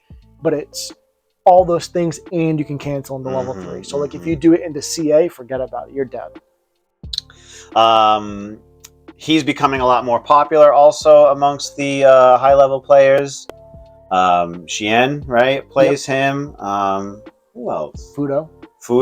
Yeah. Those are the two that come to mind, but I'm sure there's many more. And then Temper won that belt, that Ranbat belt with the PTSD on his face. It's like, don't mention that Ranbat ever again. So obviously a strong character. I had him in S tier. I believe I did as well. Let me just double check where I had him. So I had him in S tier, and I had him at number 3, right below JP, right above Cammy. Same. Yeah, I had him as number 3. Yeah, so let's keep him there. And one last tool I want to talk about with DJ is his crouch medium kick. So like most characters can crouch medium kick drive rush, and I say that that's really, really strong and good to have, and that's still true. But DJ's crouch medium kick is essentially a sweep because it knocks down. Yes, that's true. Good job mentioning that. And part of the issue is it's only -6 on block, and there's a lot of pushback on it when you block it. So if you block it from point blank, you can punish counter him and get a huge combo. But any decent DJ player is not doing it from point blank. Yeah, spacing it. And like you don't it's not that hard to space it. It's not like, well, if you block it from the tip of his toe, it's safe. It's like as far as I'm concerned, like whatever the range of his crouch medium kick able to hit you, where at tip of the toe is as far as away and point blank is the other end of the range, I would say about half that range is safe. And so it's very easy to just press it. If it hits, you get a knockdown, you get Oki in a setup. And if they block it, they can't punish counter you. And good DJs that's how they're playing, like you said, right? Right, and most characters sweeps is their crouch heavy kick, and it's all punishable on block.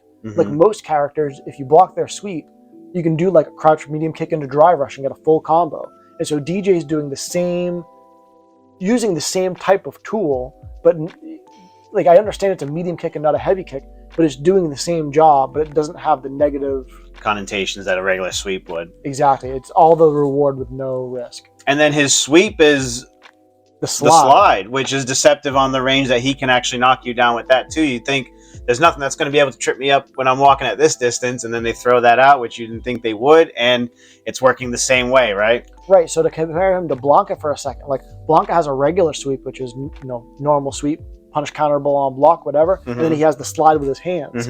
So I would say that Blanka's slide with his hands is similar to DJ's crouch heavy kick, and then the regular sweep that Blanka has and most characters have is like DJ's crouch medium kick, except DJ's is -6. Yeah. Doesn't make sense. And also, on that note, JP's sweep, I believe, is also -6. Oh, wow. For no reason. For no reason. And then if this character was to get nerfed, what realistically could they do to this guy? So they need, in my opinion, they need to nerf that crouch medium kick and treat it like a regular sweep. And they need to either make it less pushback, so you pretty much always get like a crouch medium punish counter because it's -6, unless you block it at the tip of the toe, or basically keep it the same and make it like -8 to -10-ish, like a real sweep. So that, like a character like Luke can stand heavy punches 10 frames, can stand heavy punches 10 frames. It's like, well, if you blocked a sweep, and you're in range, you should be able to press that button and drive rush and do whatever you want. Just, you shouldn't be able to do it without consequence. And Ken gets like a whole different like combo route when he punish counters low attacks and stuff too. So that'd be pretty big. Okay, our last boy, Zangief, the king of grapplers, the original true grappler. That's from right. Street Fighter 2. Also excited to see him in this game. I think he's got a great look.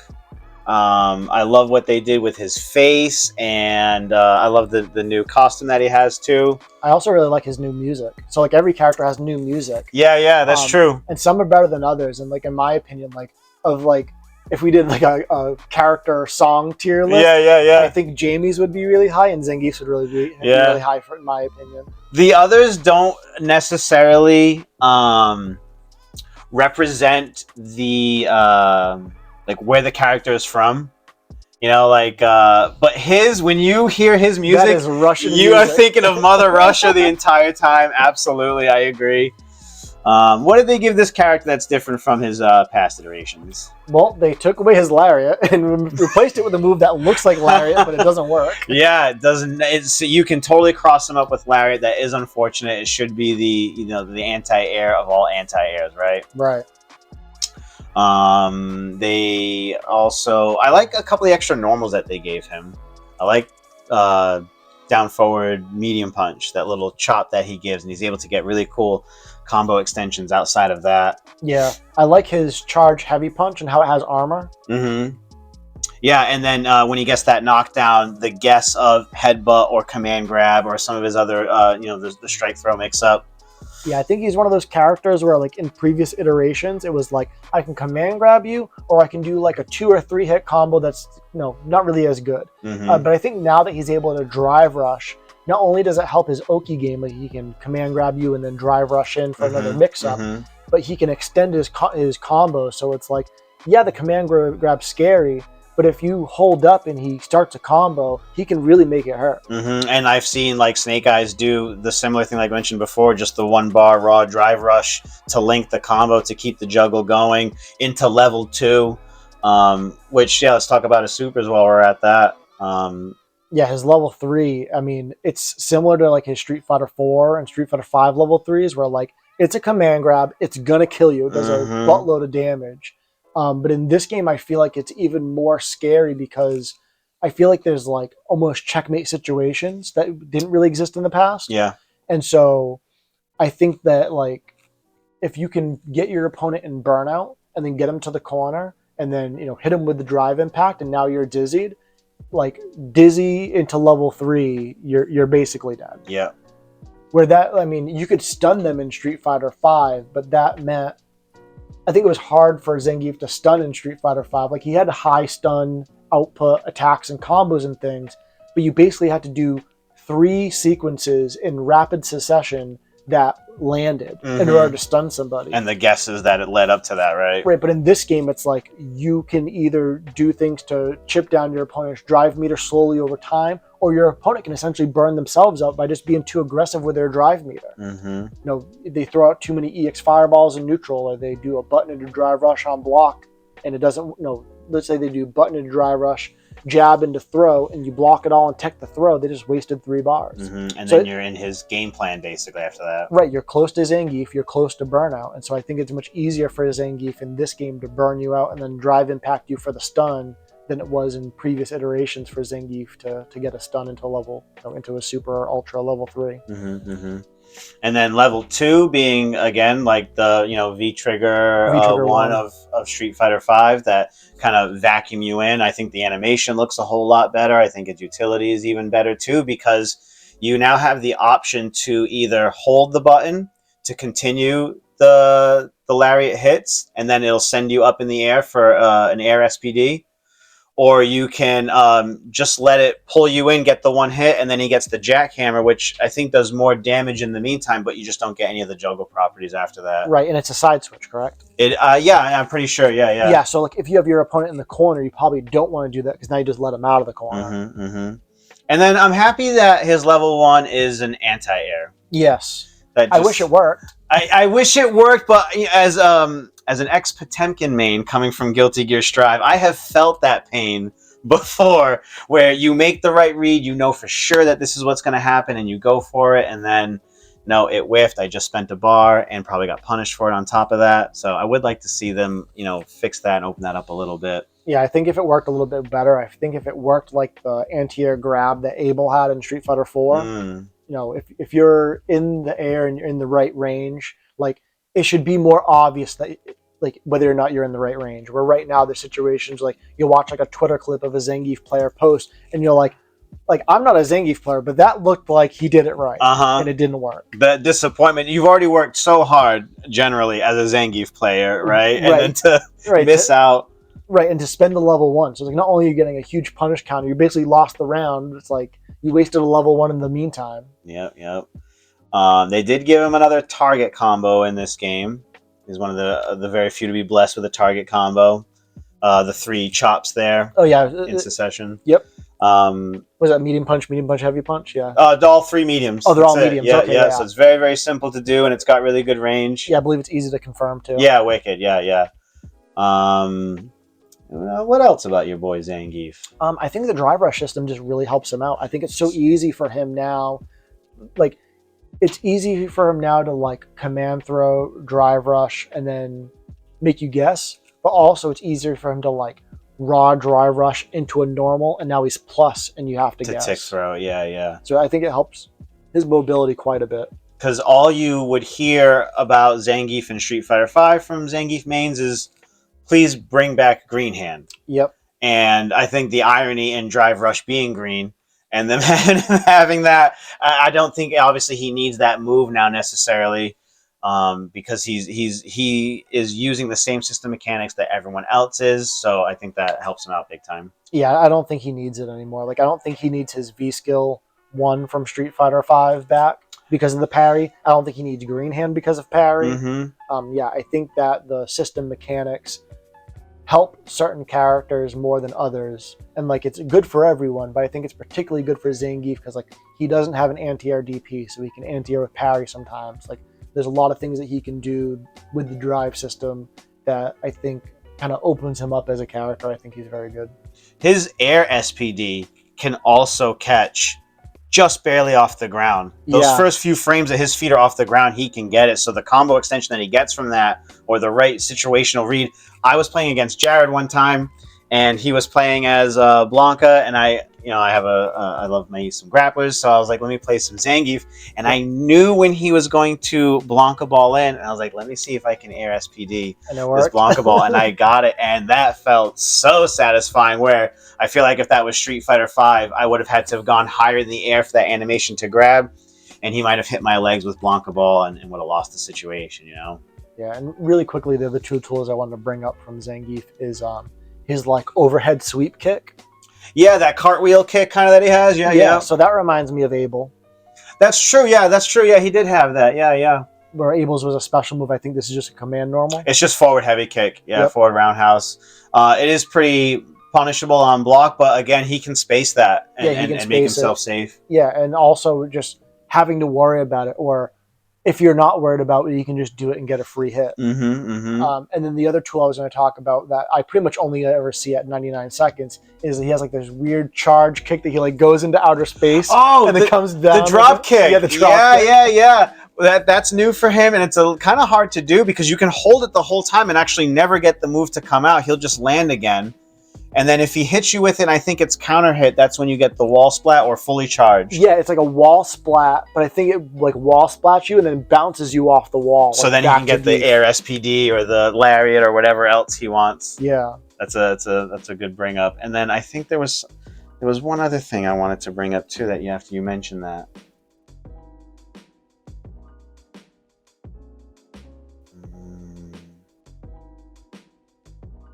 I can't think of it now. Oh, because it's almost useless. Coming back from Street Fighter V is the Tundra Storm. The Tundra Storm, horizontal medium kick parry, basically. I was surprised that they gave that back to him. And then, I was playing online last night with my brother and Tomlet, and wherever Zangief was playing just did that out of nowhere. And Ken was like, what the hell is that? What is he even doing? I have never ever seen that move before, because that's a hard read as any.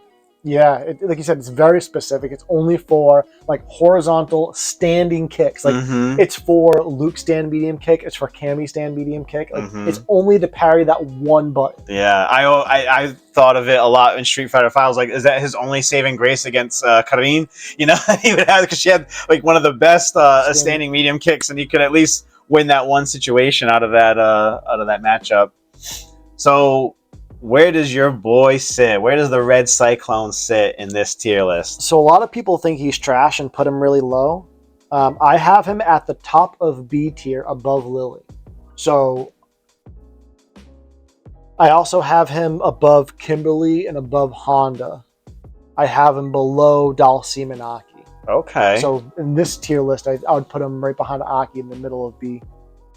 Okay. Where do you have him? Do you agree? So I know he's strong, and if I run into a really good Zangief, they can definitely give me a hard time. I didn't think he was the worst in the game, but I just didn't think. I thought out of, compared to E Honda, I'd rather play. If I had to choose between Zangief and E Honda, I'm gonna pick Zangief. As your character, or as your opponent? As my character, like who I want to play, because I feel like if I'm gonna be straight up in that character archetype, that's your boy right there, and at least he has the armored normal. Yep. Where he has to spend meter to get the armor. I think he's still doing a better job than Lily and Manon is. Just because of his armor that these characters lack over here, you know? Right. I might have maybe put him at the top of C tier, at the end of B tier, but I guess in the way we have things laid out, this does make sense also. Right, like relative to other characters, it's like, yeah, he pretty much belongs right around these characters. Like, he's not as good as Guile. He's much better than Jamie and Manon. And even like in the matchup against Dhalsim, if he catches a perfect parry on certain limbs, he has that. He can definitely do that running bear grab or SPD, and it works deceptively well, despite the range that those two characters have. And I'm happy to see him, you know, decently strong in this game. Yeah, and I don't foresee him getting nerfed. I foresee him getting some small buffs probably. Yeah. And I think if, you know, everybody that we put in S tier gets nerfed a little bit, and he gets like 1 or 2 buffs, he should land right in A tier for next season. Wow. I would love to see as many characters as possible in A tier. Because that would just be, I mean, that when everything's that close, kind of like how it felt in the beginning, it could be anyone's game rather than picking to win. Right. You get to pick your favorite character because they're all good. And A tier, I feel like, is like strong, good characters that people feel good about. Like, nobody's begging for an A tier character to get nerfed. People are saying, leave this character alone, nerf the S tier, and buff the B tier. This setup looks a little different than how I had it. The only other thing that I did differently in a separate tier list, just to kind of see how it laid out, was I did have JP and Luke in S+. And that's probably fair. And then like DJ would be the top of regular S. Yeah, then this basically runs almost the same way. And then my A and B tier was pretty even with the amount of characters. And then, it was arguable either 4 characters in C, like this, or, 2C, 2D, basically. But do you agree that those 3 characters, Lily, Manon, and Jamie, are the 3 worst characters? I agree that... Well, I guess I didn't agree initially, but talking about it out loud with you and really breaking those things down and even learning things about each character, it does make sense. I almost don't even know if he belongs here. He might do okay there. Yeah, and on my tier list, there was no D tier, but he's definitely at the last. So I think for this tier, like, I would say he's the worst character in the game by far because of his drink system. And so I think for this tier list, because there's a D tier, I think it's fair to put him down there by himself to really show everyone, like, this character is screaming for help. Like, you need to do something. He's not even as good as Manon and Lily is. I might even, maybe beforehand, done this. Right, and anywhere in C tier I would agree with. but I have, I feel pretty strongly that because of the way his drink system holds him back, it nerfs his damage, it takes away his tools, and now he has to spend his Oki to get them back. I just don't think it's right. I mean, he could be such a cool, exciting character. And should be, because if he's going to be the face of the future of Street Fighter, and he is such a cool design and everything, he definitely should be higher up in the tier list. But and then these three also sharing a subsystem, technically, right? Yeah, if Jamie didn't have any drinks, he just had all his tools and 100% damage output the whole time, he still wouldn't be as good as Luke. He'd be like almost as good. He'd be in the A tier. He'd be like high A tier, maybe bottom S tier. But that's if you take away the whole drink system and just give him all the rewards from round start. And so I think they need to give him significant buffs. I mean, I don't foresee them getting rid of the drink system. No. So I think they have to give him significant buffs to make up for the fact that the tools that other characters have all the time is locked away behind the drinks. And so that's why I feel like he should be on a tier even lower than these other characters, to say like this character doesn't even function. Yeah. This character is holding you back as a player if you're using him. And like I said, if you are good enough at the game to get to master rank with Jamie, you could pick up Ken or Luke in a day and be better. And exceed those expectations, get there even quicker, right? Oh, for sure. I do see him often, especially at the level that I'm at on ranked and in casuals and stuff.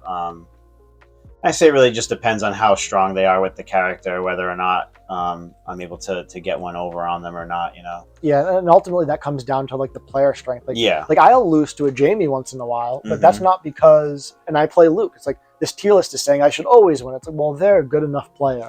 They're gonna beat me. Or like, they might beat me inconsistently. I think at the end of the day, what this is saying is the kit that the anonymous player playing all these characters with the kit that they have, this is how this aligns, or the skill set that you have is brought out more by this, leveled with this, and then the further on you go down, the less likely you are for success, perhaps, right? Right. And like if you were to take some of the strongest, let's say you take the top 10 strongest players in the world of this game and say, okay, 5 of them have to play with top tier characters and the other 5 have to play with bottom tier characters, I would bet money that the top tier character team is going to win.